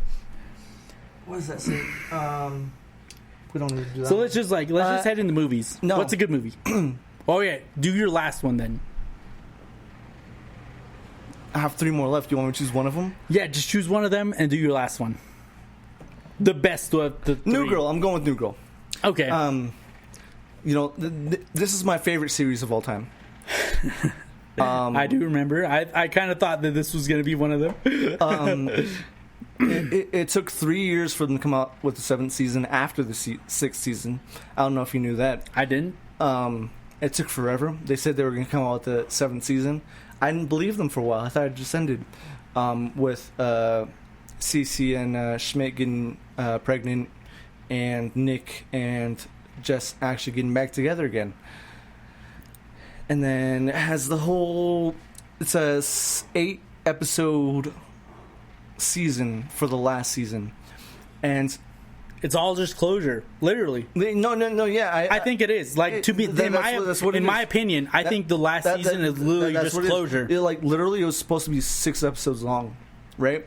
But when they aired them, the last 4 episodes, they aired 2 every a week. They aired 2 a week for the last 4 episodes. Really? Yeah. So, because they didn't have the time to go out 8 weeks, they could only do 6 weeks. And so then they aired 2, the last 2 weeks, they aired 2 every week for the last 2 weeks of the season. So they did 2 for the first week and, they did 4. They did 4 for weeks and then 2. Work, and then 2 per week for the last 4. Okay. Because they were originally only supposed to have 6 episodes for the last season. But they did 8. Okay. And I don't hate it. I think it brings, like most times when seasons come back just to end it, they're like, oh, okay, so let's just put the bow on it. But yeah, kind of. But it still had like the humor that you would see from like the first few seasons, and it had everything for it, and it didn't try to rush anything. To be honest. Like literally, to be honest, like the way I watched it, not from a person who's watched the series for years. I literally watched I binge watched the thing for like a month, and the last episode, like the last season, does feel rushed a little bit if you watch it in that perspective. Yeah, but if you watch it for years, that last season totally not rushed. But if you watched it, if you binge watched the living shit out of New Girl in like a month, because it is a little rushed. No, like, I agree. And I've seen this series, I could say well over 10 times, with confidence, and say that. And like, it's got one of the most wittiest, comedical. And at the same time has like the most heartfelt moments. It does. On TV it really does. I've seen. Like the way Schmidt and Nick have friendships. I've had those types of friendships. I feel like we sometimes have those type of friendships. We do. You know? and it's awkward when we bring it up, but it's just like meat. I think that's a great part of I think that's a good I think that's a good sign of like a good show. Is like literally you can bring it back home. Mm-hmm. It's like you can still relate it to like real life. Yeah, and it's like this is not just all fiction. No, I think that's a great part of it. Like I think that's a great draw to a show. I agree, and like Winston is my favorite character, but if I were to be a character on New Girl, I would be Nick. Like that's just me. But whatever. New Girl has, I wouldn't say it's the greatest ending I've ever seen in a show, but it was my most anticipated ending of a TV show I've ever seen. And that's amazing. Because, to be honest, I've never... the only show I've ever anticipated ending on was Game of Thrones. But that was because the series didn't end. And it was such a big hype at the time that I heard about it that literally I had to see what all the hype was about. same hype that was going on for The Walking Dead, but the show wasn't ending. Mm-hmm. The Walking Dead, Game of Thrones. I think this goes into the next category, which is movies. One of the best endings I've ever seen. Endgame. Amazing. Just encapsulate. I don't know how. Like, I can't remember how many movies they came out with beforehand. But I believe it was about 22. Okay, so however many movies beforehand, Endgame wrapped that shit up. Didn't wrap it up perfectly, but it wrapped it up enough to be a goddamn good ending to the first phase of the MCU. And for it to re-release in theaters for another month. For a year. It's been a while. It's like, sure, it's been a while. Right. And like, and you know month what? Was me. To be honest, saying a month. To be honest, the thing is still relevant right now. Like weirdly enough, when I took the first people the first people I saw it with in theaters, I saw it like 3 or 4 times in theaters. And like now, people nowadays are still coming up to asking me like, "Did you see Endgame?" I'm like, "Yeah, a while ago." Don't get me wrong. I love the MCU in terms of movies and the cinematic universe and stuff. I love it to death and back. I really like the ending. They had the Infinity War, right? And then Endgame. Then they had Endgame. It's just, I don't know how they're holding up afterwards. It seems... No, it doesn't, to be honest, it doesn't, like the movies that come out with since then have been great, right? It just seems like they're trying to like recuperate from like, how do we come back from everyone being gone, like half of the people in the world being gone, and then like half of them coming back afterwards. To be honest, I feel like that's what Spider-Man: Homecoming was trying to explain. I really agree, but at the same time, it just feels something's missing. It does. It really does. Like, even though like Homecoming was one of those things where it was like, and I really love Homecoming. Yeah, I think Homecoming, but without or Far From Home. That's what we're talking about. Far From Home. I think Far From Home is better than Homecoming, and I really like Far From Home. It just feels like they're trying to push it. I mean, to be honest, with what I read about what they're trying to do with the series, as in terms of what they've shown us already, I think what they have is amazing going on so far. But you're kind of looking at it through, like, I feel like a lot of people are looking at it through the lens of like, what have I seen right now? So that's kind of like the first. That's kind of like looking at the entire MCU through the first like lens of like the first Iron Man. I mean, I love the first Iron Man. It was a great starting Iron Man point. 2 was just okay. Yeah, and then like, but same with Thor. Thor was just okay. Second Thor was really good. But that's my meaning behind it. It's like you're kind of like, we're not there yet. You're not saying. Yeah, you're not. That's what you're saying. We're not there yet. You don't have a full view of like phase 2 of the MCU. But we're talking about we're building Endgame. up to it. Yeah, but Endgame. I think Endgame wrapped up phase 1 of the MCU very well. Like, the actors, the people that they had contracts with, the entire series in general, amazing. Just one of the first, I think it was one of the, I don't know if it was one of the first, but like, it was the first I was interested in series of movies that was just totally encapsulated and just wrapped up into this totally one connected movie. Yeah. Like when it wrapped up all into this one movie, it made sense.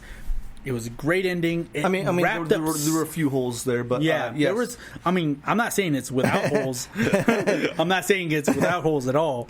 But I'm just playing devil's advocate because I really loved Endgame as well. Yeah, like, but the idea of it was like it wrapped. It gave closure to a lot of things.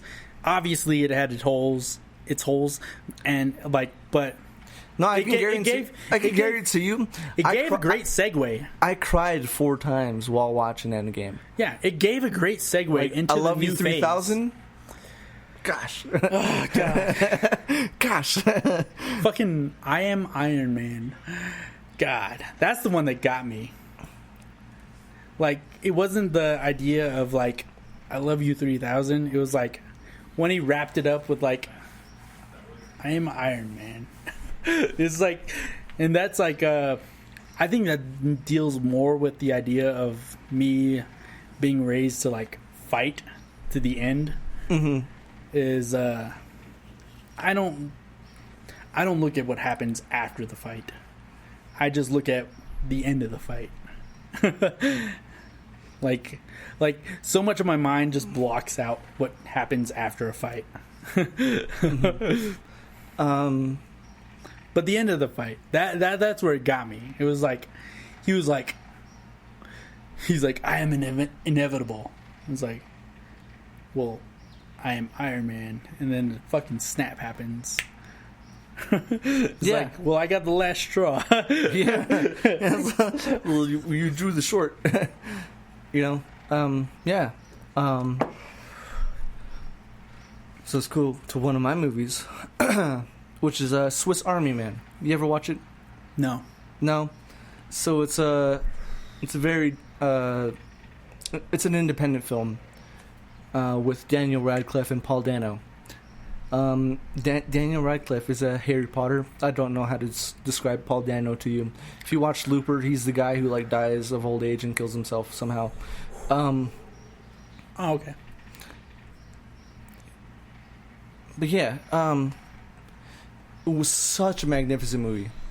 This dude is trapped on an island, right? He sailed, got caught in a storm, and he was trapped in an island. And just as soon as he was like super hungry and didn't want to go through the whole starvation and dying thing of thirst and whatnot, he was about to hang himself. And as he was about to hang himself, he sees a body on the shore. He's like, "Holy shit, that could be someone else alive." And he goes to see that the person is dead. But it just gets in a whole different type of aesthetic of the movie, to where he rides the dead dude's farts all the way across the ocean back to regular land. And it comes to the whole thing, like, why the movie's called Swiss Army Man. And throughout the whole movie, you're like, oh, this guy's crazy.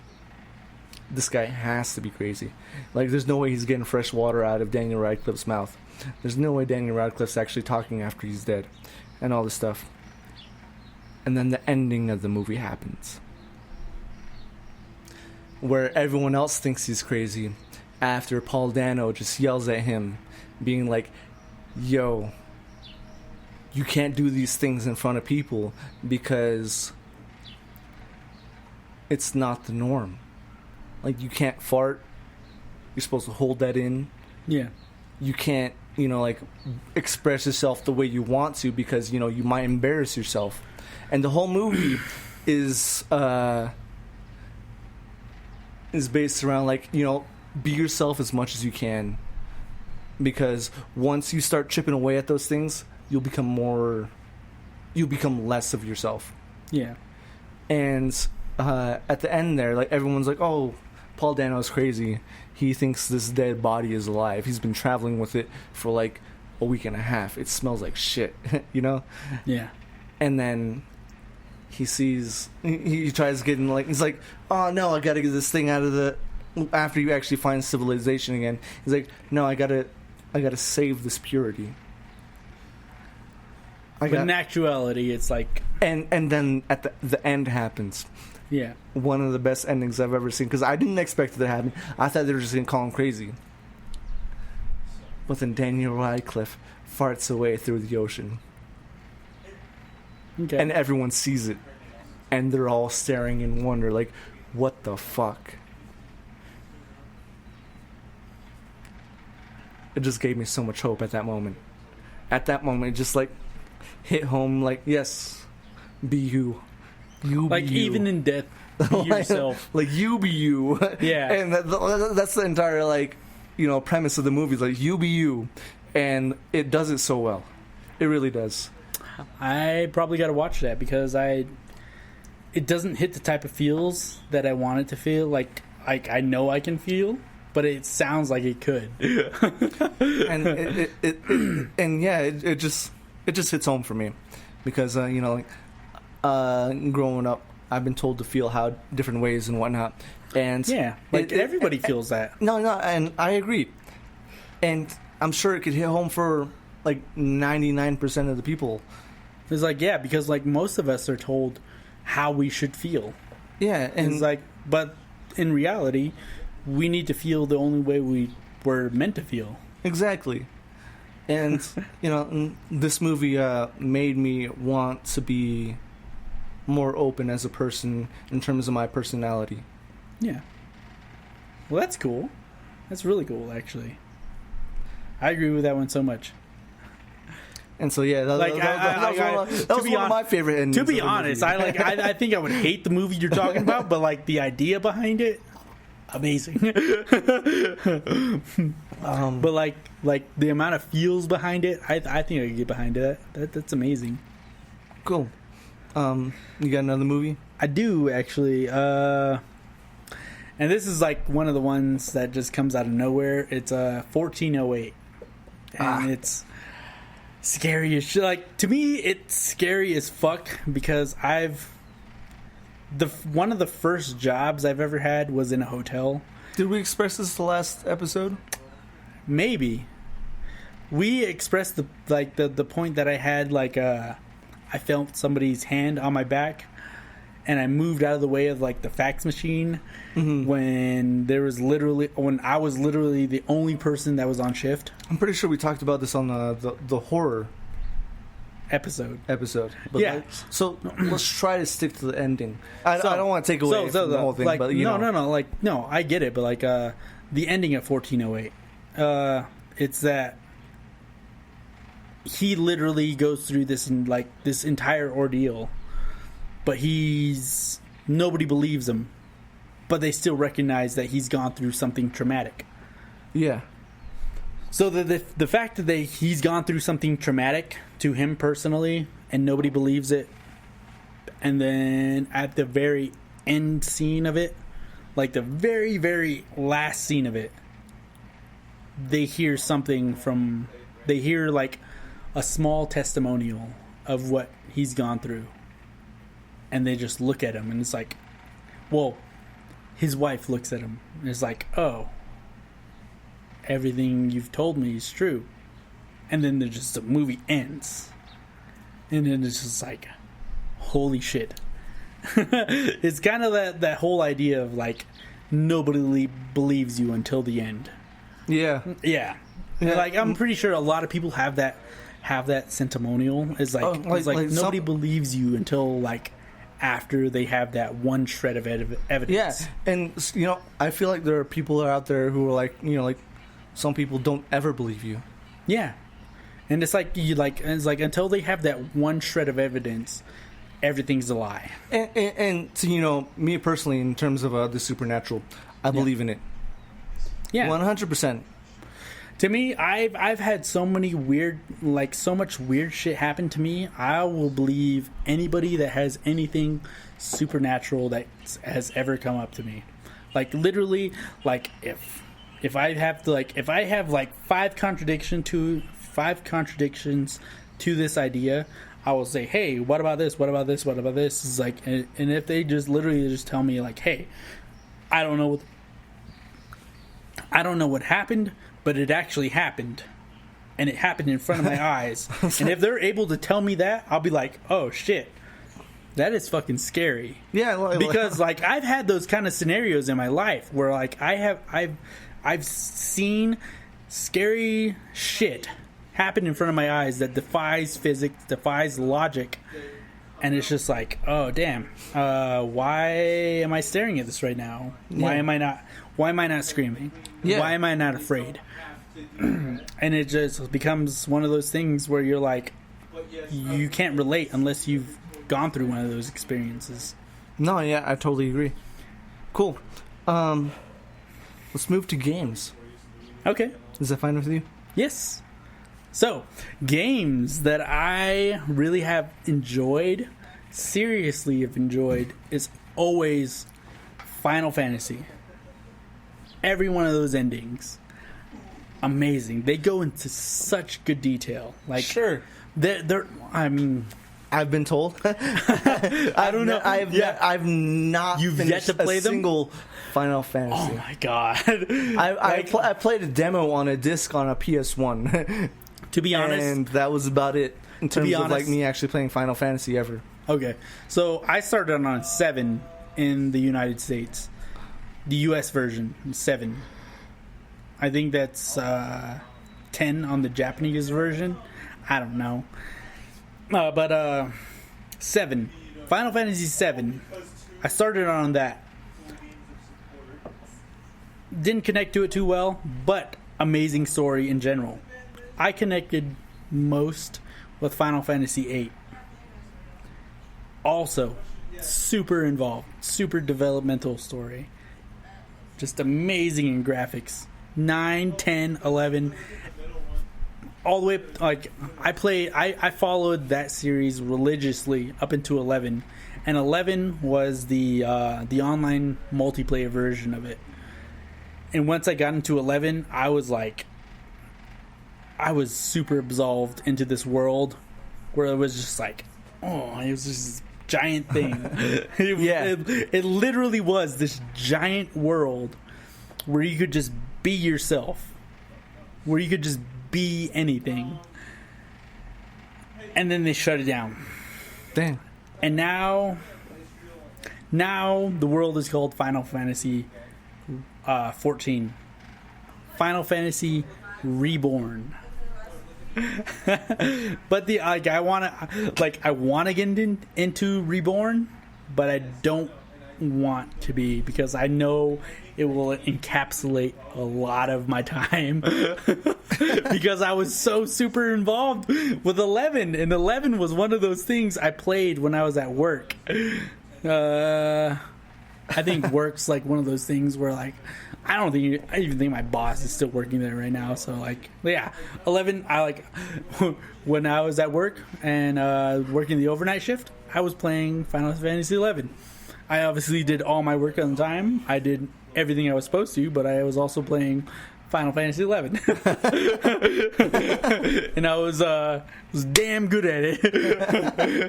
Because I feel like at this point, it should be fine. Yeah. So before I bring up this other game, Yeah. Call of Duty, in terms of Black Ops / Modern Warfare, I always felt had solid endings. I wouldn't say the best endings. I wouldn't say like the most creative endings, but I would say they had solid endings. And that's something I always really enjoyed, because whenever I bought a Call of Duty game, I made sure I played through the campaign before I ever did anything PvP. Okay. And so this is one of those things I gotta be like, I don't know shit about, because I literally only played Call of Duty games for the zombie multiplayer thing. Not yet, and that's understandable. I get that. Which is hilarious. It was like everybody's always talking to me about like a lot of my friends online talk to me like, hey, have you played the new COD game? I'm like, no. I was like, I really only played the zombies part of it. And they're like, why? I'm like, because that's all I'm really interested in. No, we used to play a Battle Royale. Which Battle Royale? Was it Black Ops 4? Yeah. No, Black Ops 3. 3? The first iteration of their Battle Royale. Where it was a multiplayer. Yeah, it wasn't bad. Yeah, it wasn't bad. But anyways, yeah, I'm not going to give anything away, because I feel like everyone should experience these things front to finish, whether you don't care or not. Yeah. But like, I feel like they always like tie things up in a really tight knit knot. It's just like, oh, that's gonna be like there, and like nothing of that's gonna change. Yeah, to be honest, the storylines always felt interesting. I just never did it. And they're very solid. Like Modern Warfare or Black Ops, both of those seemed very solid. I've never really like delved into what was the other iteration of COD that they came out with recently? You said Black Ops and Modern Warfare, right? Yeah. There's the Future Ghost? Warfare. Ghosts is a whole different iteration. It has some throwbacks to Black Ops and Modern Warfare, but it feels like they keep their story solid. Okay. Which is something I really enjoy. Yeah. In terms of like the end game, it's like, oh, this all makes sense, and then they get to the zombie story, and I'm just like, all right. No, like that's fine if you like deviate a little bit, you know? Yeah. No, the zombies portion has always been like the most interesting part of that storyline to me, and like to be honest, I never took a great interest in the actual storyline. I'm pretty sure it's good. But I've actually taken slight interest into the storyline, and so far I've it's I know that was a big thing with the not the worst storyline I've heard in terms of zombies. I know with 3 it was a little bit of a controversy because like there was no storyline. It was just a multiplayer aspect. I know that like I think with like one of the versions of 3 was literally just the multiplayer and the fucking zombies mode, but there was no campaign mode, and people were upset because of that. And they were like, "What the fuck? Where's the campaign?" It's like, how could you release a new Call of Duty without a campaign? Yeah. And then it's like a lot of people like me were like, who the fuck cares about the campaign? I care about the campaign. Yeah. Like in my like that was one of my most like recent like iterations of it was like it was like do people really play the campaign of this? And like it's like literally like Call of Duty to me was always like an online thing. It was always a team based multiplayer or the zombies mode. Yeah, it was never campaign, and I feel like a lot of people were that point. There was always lore based into the zombies. Yeah, you know, like there was always like stories that were going on in the background that most people didn't pay attention to. Like like the film that you found in the first, not the first, this is the second iteration of zombies. Yeah, the on Call of Duty. Yeah, and you like play it on the thing. Like there was a whole thing going on in the background. People were like, "Oh, this is some cool little content," but you know, it's lore. Yeah, this is something going on. Where you find like the films, the meteorites, and all the other shit. And it was just like, hey, you know, like this means something in the whole thing we're doing. Yeah, and it's important to the story, whether people thought it was or not. Yeah, and you know, like. And that's one of the reasons why, like, I'm into like most games I am to now. Yeah, like of, I know on the stories going on. I know on the second one they didn't like the developers never released a lot about like the lore behind it, but you were able like you had challenges to do with like the ray gun, the monkeys, the films, the meteorites, all these like and the skulls that were within the map. That nobody's ever talked about, like not the developers never talked about, and a lot of people online didn't talk about. Yeah, and it was one of these like it's these hidden things within the game that you were like that encapsulated you. That's what encapsulated me, but it was never the storyline. Like it was like the storyline was always just like because getting to the storyline always took effort. Yeah. The storyline was like one of those things where it was like, hey, you had to work for it. Yeah, in a sense. Was that you or me? That was me, huh? That was you. Okay, you go for games. Yeah, all right. You got another game? Me grab some more games real quick.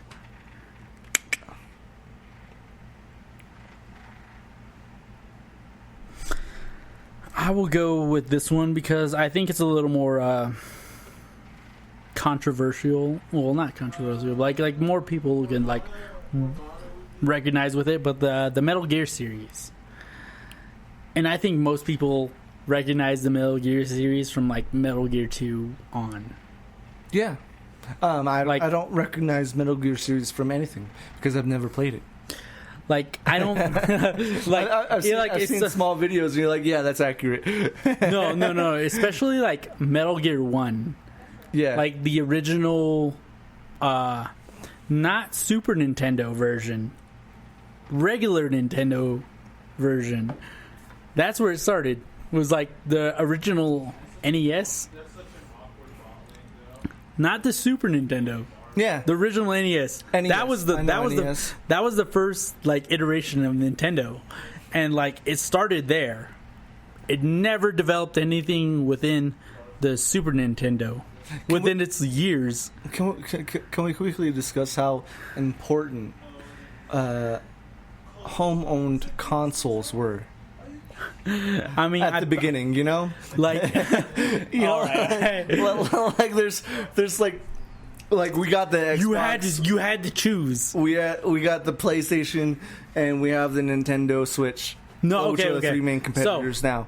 But back then, back in the day, so much you more. had to choose a console. You had to choose, like, if you wanted to be a Nintendo player, a PlayStation player, Atari, or an Atari player, or a Sega player. Sega. And Sega's not even a thing anymore. Sega Genesis was such a top tier console, though. It was like the top tier console, and it died out because it was too advanced. That's the crazy thing, is that Sega was too goddamn advanced for its time. Oh man, like Sonic.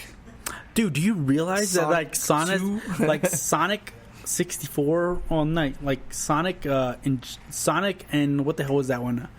I remember playing Sky Tales or some shit like that. I remember playing Aladdin, Terminator versus not Shadow Tales. One of the original Shadow Tales. Or like Night Tales or some shit like that. That was one of the original like Sega platform ideas. And it like had it in every demo version that you could play like nationwide, and that stuff was so cool. But it never took off because like Nintendo had such good platformers. I want to show you all the Sega Genesis games I have currently, because I bet you I could get like almost like $10,000 off of that. To be honest, like the original, like if you think back as far as the Nintendo. You're thinking to like the idea of Neo Geo. Neo Geo was never a thing because it was too goddamn advanced.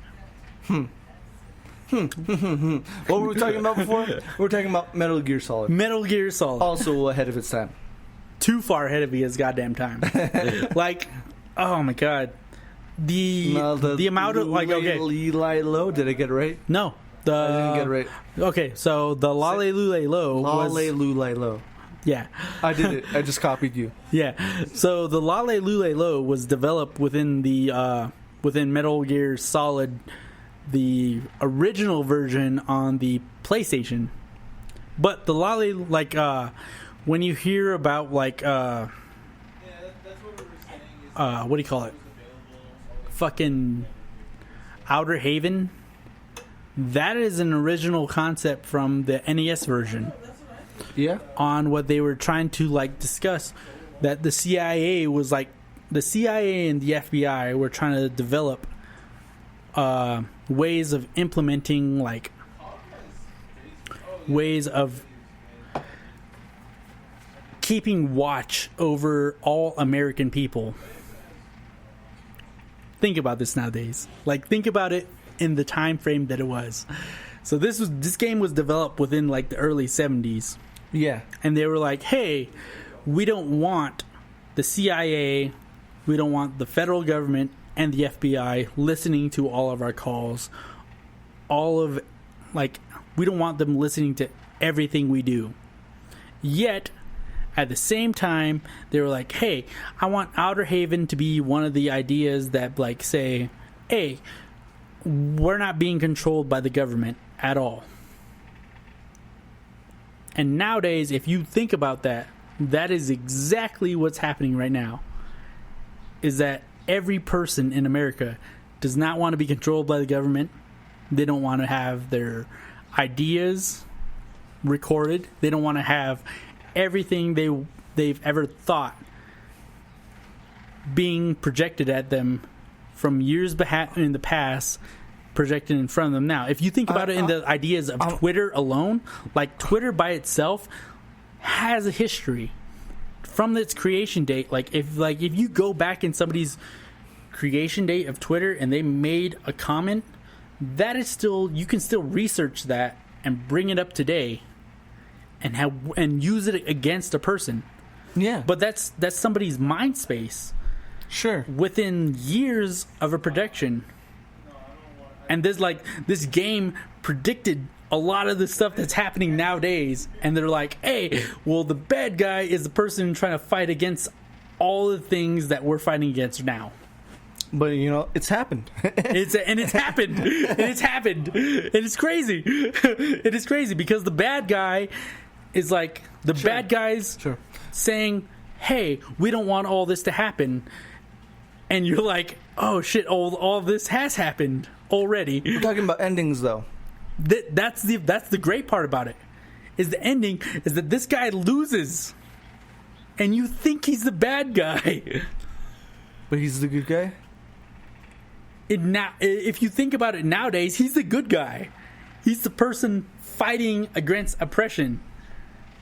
He is the revolutionary that everybody's trying to be nowadays, but back then, he's the fucking oppressor. He's the bad guy. He's the oppressor. Okay. Cool.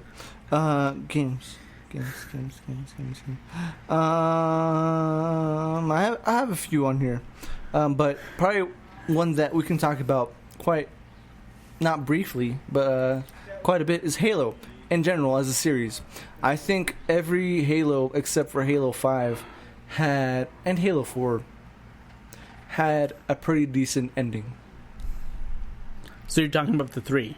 No, there's 1, 2, and 3, and then Guardians. There's ODST, and there's Reach. I played ODST, sort of, all the way up to ODST. And I think Halo 1 had a great ending, right? There's a whole part where if you solo do the thing on Legendary without dying, you get the whole ending with the Sarge hugging the elite at the end. It's like, come here, big guy. Technically, he's supposed to be the arbiter, but whatever. Yeah, it is. Canon, it's the arbiter. Yeah. But either way, then Halo 2 comes out, and Halo 2 just brings a whole bunch of different types of story to the whole idea of Halo. There's multiple Halos, there's everything going on, and then the ending of the Halo, and then you don't even realize that Master Chief is possibly alive at the end, And then you see him being dragged down by the main villain of the third Halo. And then the end of the third Halo, you destroy that villain. Like, those three coincide so well together that Bungie did a really good job, which I can never say Bungie has never not done. Good job in terms of storytelling. Yeah, it's 343. Once they took it over, that's kind of when the series kind of went to shit. Yeah, because Bungie split off from Microsoft. Yeah, and then they became their own game developer. Yeah, and then once 343 became the studio that they were developing, 343 Industries. Yeah, and once they went under that it just became literally they created the worst version of the Master Chief. Sure, literally. But before we get to that, I believe ODST and Reach happened before they split off. Is that not right?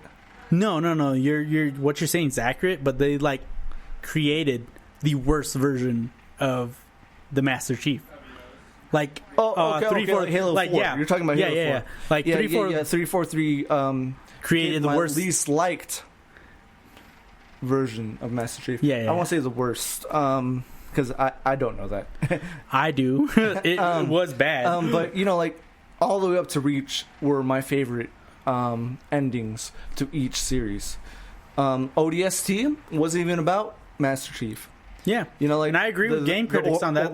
That entire orbital drop shock troopers. that was a solid game through and through. You weren't as powerful as Master Chief in the game, right? Yeah. Like, you could be taken down by the Covenant, and very easily. And, like, it was a very noir game, if I say so. Could say so. And I think it's a true thing. Like, the tone of the music, the tone of the game, the tone of everything. Like, ODST had its own vibe in terms of the Halo series. Like, that stands out. Same with Reach. Fair. That is fair. Same with Reach. To where, you didn't feel like you were actually the Master Chief. It wasn't about Master Chief at those points. No, like you didn't feel like you were him. Yeah. You didn't feel like you were the Master Chief, and it's not about being the Master Chief at that point. It was about the stories told before everything happened, to where Master Chief was actually needed. But see, that's where I kind of like agree with like developers. Is like the Master Chief wasn't unique within his ability to like absorb damage or like be greater than anybody else. He was working with the same shit that everybody was working with, but he outperformed everybody. Yeah, he survived. Yeah, it's like, and that's the thing that Cortana said to him is like, you're not the most qualified, you're not the most amazing, you didn't have the best accuracy, you didn't have the best stamina, you didn't have the best recovery time, you were just the luckiest. You literally were just the luckiest character. You were literally like the person that could survive. Yeah. No, like her like Cortana's assumption of the Master Chief was literally that he was the luckiest person alive. It wasn't that he was unique in any other way other than luck. Can we say that luck is actually an attribute people can have? I mean, it is an attribute. That's why she chose him. But it wasn't for the mechanical abilities of him having an overpowered shield or an overpowered stamina or an overpowered ability to fight or an over exaggerated intelligence above anything else. Yeah, he was take the first level of Halo 2, where you technically grab a bomb out of the ship you're in, throw it at a Covenant ship, and then float down to Earth and survive. Yeah. Through space. To be honest, like any... like, my goodness. To be honest, like Reach explained, like if you read the book of Reach, any Spartan was capable of that. Mm-hmm. And that's kind of when like the original book of like the original book Reach came out, is that any Spartan could have survived that. That's why he did it. He's like, he knows he can survive that kind of drop, is because he pushed that bomb to that level, and he knew he was the only person capable of surviving an atmosphere breach like that. At that point, yeah, because he was basically like the only person left. Yeah, he knew he was the only one that could survive, and that he could drop in on that level. Like, because the Spartan mechanics aren't the same as like Marine like mechanics. Yeah. So his suit, he knew his suit was the only one that was allowed, that was capable of breaching the atmosphere like that. Sure. But let's talk about the endings, though. Of all of them?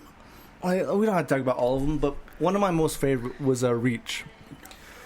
I haven't played through Reach. You haven't played Reach? Oh, no! What's Reach? Gosh! If you haven't played Reach, I'm about to bring out my 360 right now. We're about to play Reach. You want me to destroy everybody for you on Reach? No, we're playing through the campaign, motherfucker. I was like, that's what I mean. You want me to destroy everybody on Reach? But, Reach has a special place in my heart in terms of the Halo campaign series, because it was one of the hardest, but it was also the most satisfying. Okay. In terms of campaigns in the Halo series, personally, like I said, ODSC had the whole noir thing to it. Like, I thought it was great, but Reach just outperformed it in every way in terms of PvP campaign. See, I think like this is where like me and you kind of like differ, is like on ODST, the only like on their survival mode, the highest I've ever gotten, I think, is in like the high 20s, which is weird because I feel like I could have gone higher with like a lot of practice. But the high 20s, I think it's like 27, 28. Yeah, like rounds. Apologies. I mean, that's when you get into the portions of like having like grunts being with like platinum armor, and like having a shitload of like super aggressive armor on them. But when I got to these levels, I was just like, I'm kind of getting bored. I literally was. I was literally getting bored with the levels. Well, with Reach, I don't know. I played well into 3 years of it coming out. Okay. But right now I'm gonna have to take a break. We're about to take a break. We're taking a break. Do the singing thing, you Ryan. Break! Oh my god! Break time. Do that. Sorry, yeah, do that. Do the thing. It's break time. So we're back. Yeah, we're back. I had a good piss. Did you have a good piss? I had a pretty decent piss. But yeah, I'm not going to explain the details of my piss, but whatever. But yeah, so I feel like we both decided that we've discussed enough about games. Yeah, definitely. We've discussed enough about movies. We've discussed enough about TV and anime. So we're on to the last subject, which is music. I think I might go first because I have 2 subjects on this matter. And then you know what? I could go one, and then you go do one. I'll do my only, and then I'll go another. Yeah. Sound good? Yeah, that's good. Sound delicious. This is probably gonna be the shortest segment because probably in terms of endings, there are probably magnificent amount of great endings to albums, great endings to like songs in general, like the ending of like the last 30 seconds of a song, right? Could tie a whole song together. Yeah. That's no undoubtedly a thing. Currently, when we thought of this subject, we thought of it today as we were about to do this podcast. Yeah. And so we didn't have time to think about it this week, which is why we actually had to like write up a whole list, which made a lot of the content longer than normal. Yeah. But you know, that's maybe even more digestible, which is weird. And it's not a bad thing. We might do this more often. Not in terms of coming up with the content, but like coming up with lists. Yeah. Because we haven't done that normally. Anyways, let me just most of our stuff is just literally just off the cuff kind of stuff. Let me just dive into it. Yeah. So I never came up with anything with songs like having great endings. Yeah. And as I like I said, I'm sure there are great songs that have great endings that tie a song into like a great little thing it does. But I'm focusing on albums in terms of endings. Yeah. And one of the greatest endings to an album is Dark Side of the Moon by Pink Floyd. The last song of that album was a song about their previous lead singer diving into his psychosis that he had, and then like describing what they saw from what their perspective was of him diving into that psychosis. Really? Yeah. Okay. And it has like and it's not just like, oh, this is what it was, this is what it is. They had like a whole epic tune to it. They had the lyrics, they had everything that just like tied it in a big fat fucking knot that just like, you know, like if you were to like tie your shoes without double knotting it and that knot just staying together forever, that's what that song was. Okay. I can get behind that. Like literally there's little like shoes that I've had for like 10 to 15 years where I literally like all I had to do was slip the shit on and I felt great. And I'm not even like gonna like tell you what the song is called. Yeah. Because you have to listen to the whole album first, and this is the whole point of this part. You have to listen to the whole album first to get to the end of that song. I'm sure you could look up Dark Side of the Moon and see the last song on the album. Don't do that. If you had listened to it and you understand what I'm talking about, you know what I'm saying. But yeah, just listen to Dark Side of the Moon, Pink Floyd, front to back. The last song, it tears your heart open and then sews it back together. Really? And yeah, it's like the song. I might have to re-listen to that because like the song back, like the album Back to Forth. I don't know if it cuts that deep for me, but I think my the artist I'm gonna explain right now. One of like they do the exact same thing. They tie together and in like albums, not just songs, not just one single like album to get. They don't just tie one album together within this entire like with this one song. They tie together like the song I will definitely say it's "And All Things Will End." It's one of their last songs of I think it's Backcountry of Avenged Sevenfold. Avenged Sevenfold. You have an album like Remissions, Waking the Fallen, and then Backcountry. Backcountry was like the last song of that is All Thing and All Things Will End. That was one of those songs that just kind of hit home for me. And I think that's also when they decided to change like vocalists and one of their bass players. Yeah. But and that's when they became really, really popular is during Backcountry. Backcountry. Yeah, no, yeah. But that last song just hit home for some of the loyalists, I guess. I'll be honest, I can't say I've ever heard the album front to back, so. Yeah, that last song, amazing. It hit home so hard. And it just, like, more than any other song. Like, because it was, Avenged Sevenfold is being known for, like, being a metal band. And then when you have a metal band, you don't expect too many ballads out of them. That was one of, like, I think this is their third ballad out of all their music. Mm-hmm. And it just hits home so hard. And I think that's when they changed everything up, and that's when a lot of people thought they became more commercialized. Mm-hmm. But that song in general hit home. I think it hit home for a lot of people. Yeah. No, I totally get that. Like, not only that was it a pivotal point, they kind of predicted it. And that's why it hit home for me in general. Mm-hmm. Like fucking when Lars became a part of Metallica, that was also around that time period, and it was a pivotal point.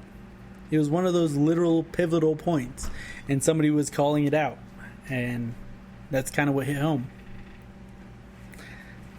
Dope. Yeah, I don't have too much outside of that, but it was a good song. Cool. It's like probably like a good 3 to 5 minute song, I think. I don't know. That's a long time period. Yeah. Especially for a song. Yeah. Let me take a quick break. Okay. It's break time! A good ending in terms of an album from another album is for me. I just stumbled upon my words so much there. Good news for people who love bad news by Modest Mouse. The last song. I've never actually listened to it. You've never listened to the whole thing? No. I just showed you the last two songs without you knowing, actually. Really? I did. Yeah. Oh my god. I mean, they were like, and you were really jamming out to yeah, them. There were things I jammed out to. There was good. And, the last song is "The Good Times Are Killing Me." Really? That's the name of the song, and that's a good song title. It just wraps up like what most of Isaac Brock wants to bring to the table, which is like things are good. It's not always gonna stay that way, but they think like people think they can say the same, but they won't. Like these are the moments that we're gonna miss. And that's what I've been thinking about a lot, actually, in terms of us doing these podcasts, in terms of us like meeting every week, doing our disc golfing or whatnot. Yeah. Like at some point in the future, we're not going to be doing that. And I mean, hopefully we are. Hopefully we like, are. Literally, hopefully we are. Because I want to be able to do this for a while. No, I want to. I agree, but Like, I'm just saying. At some point in the future, these are moments we're gonna miss. Yeah, you know, definitely. like us, like just drinking some Sailor Jerry's, doing a podcast, having no care in the world about this point. Yeah. These are moments we're gonna miss in the future. To be honest, there's a lot to care about in the world right now, but as in regards to like the way we are right now, like me and you personally, we don't have too much to worry about. You and I know we're free spirits. We're in a good position at this point in time, and we're trying to make the best of it.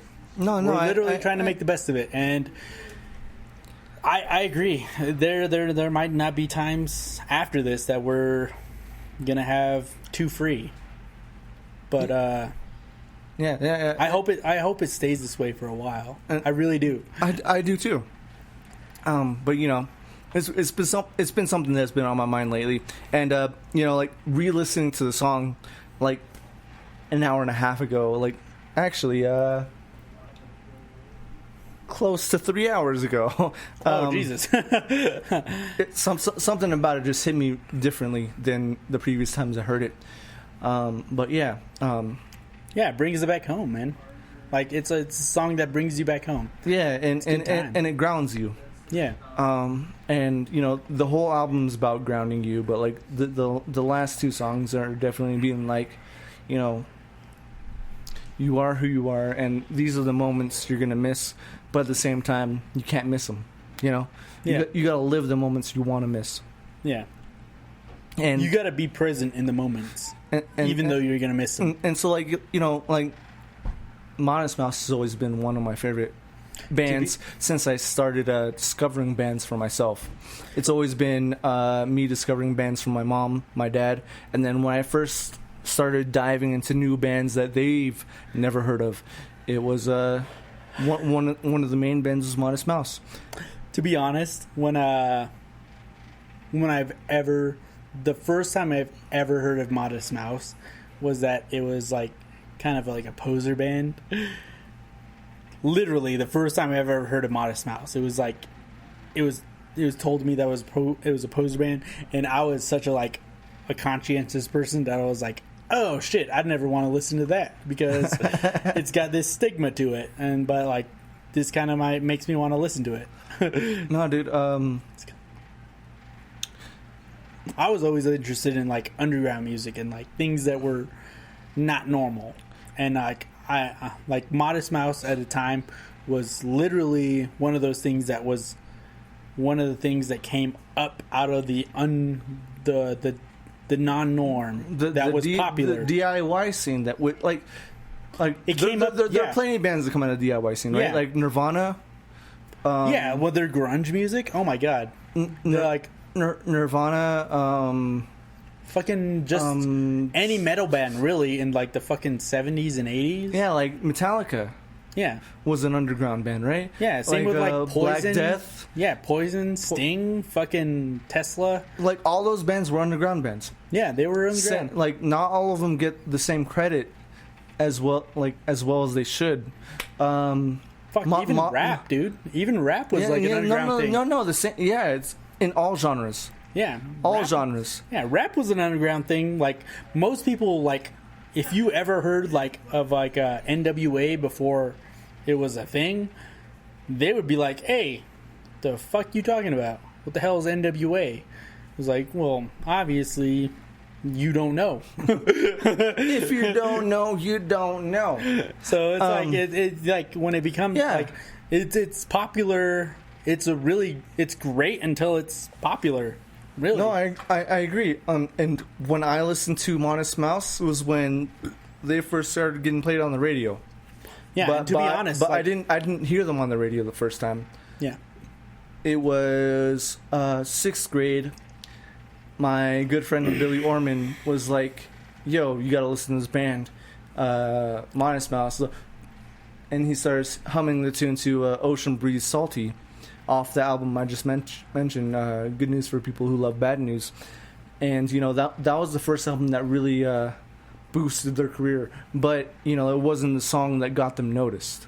Yeah. It like the song that got them noticed was Dopamine, which is a whole different, like, this is a whole story behind Modest Mouse. It is. But the last song, the last song on the album really stuck with me. The Good Times Are Killing Me, and I understand that as a 27-year-old male, and like, there are times when I can't sleep because if I turn off my music, if I turn off the TV I'm trying to watch while I try to sleep, memories catch up with me, and the good times kill me. I like literally kill me because I cannot sleep. The less I sleep, the earlier I have to wake up, and it's a whole cycle. You know what? Like, what reminds me the most of Modest Mouse, which is like weird as shit. What's that? Is that Android was one of the biggest things during the time. Android was like, and they came out with the HT. Well, the OS system. Yeah, the OS system, and or the OS, the operating system. Yeah. Well, I mean, OS systems are always going to be OS systems, but like the iOS and Android iOS was those were two very big things around the development of Modest Mouse. And at the time, you were kind of like the weird thing is like you were kind of like viewed as like an Apple user if you loved Modest Mouse, which is more of like an associated thing nowadays. And to be honest, at that point in time, that was the first time I got my first iPod Nano. Is when I started listening to Modest Mouse. Yeah, but the weird thing to me is that the first generation, by the way. Yeah, like before, not even first generation iOS. Not the first generation iOS, first generation Nano. Well, no, like first generation like operating systems for phones in general.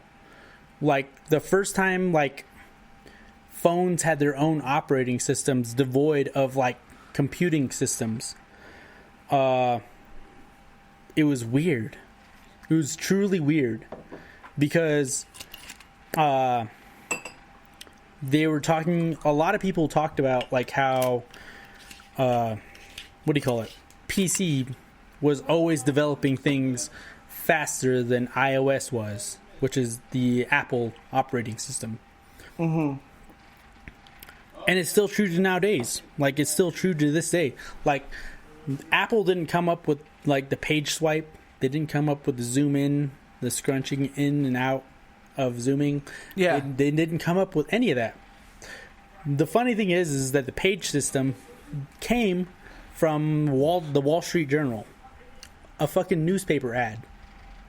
It was a newspaper that literally like allowed you to scroll through pages on your phone like you would a normal fucking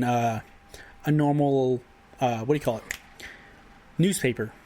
Mm-hmm. So the Wall Street Journal came out with that app first. It was like literally like, oh, when I want to flip page, so you swiped and you flipped the page all the time.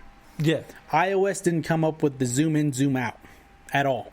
It was literally an app. Journal? No, it was an app that was developed by a third-party company that was developing on Android. And Android had everything first. No, I agree. Literally every. I agree. No, but I feel like we're delving out of but territory of what we're supposed to be talking about.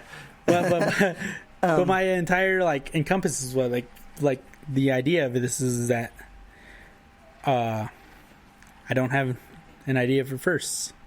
No, like a lot of things. A lot of things that came first were that literally like Apple didn't come up with a lot of things. They just bought companies that developed it, and then they became a superpower. It was crazy. It was a crazy time. Yeah. I agree. And that's what I developed like with like that's what I associate with Modest Mouse. the most because they were one of the first things that Apple sponsored was Modest Mouse. And then if you were one of like the really really techie people back in the day, you developed with like an Android personality. I almost feel like that's wrong. I mean, you can feel that way, but like literally, like back in the day, I'm not doubting that Apple supported Modest Mouse. No. But I'm saying that they're not the first people that supported Modest Mouse. That's fair. I do agree that they had a fan base before Apple took them over. They didn't take. No. Okay. They didn't take them over. They didn't take them over. They were just something that was endorsed really back in the day. It's an endorsement that happened a long time ago. It's probably irrelevant now. But to be honest, I didn't want to be a part of that crowd. That's why I never listened to them.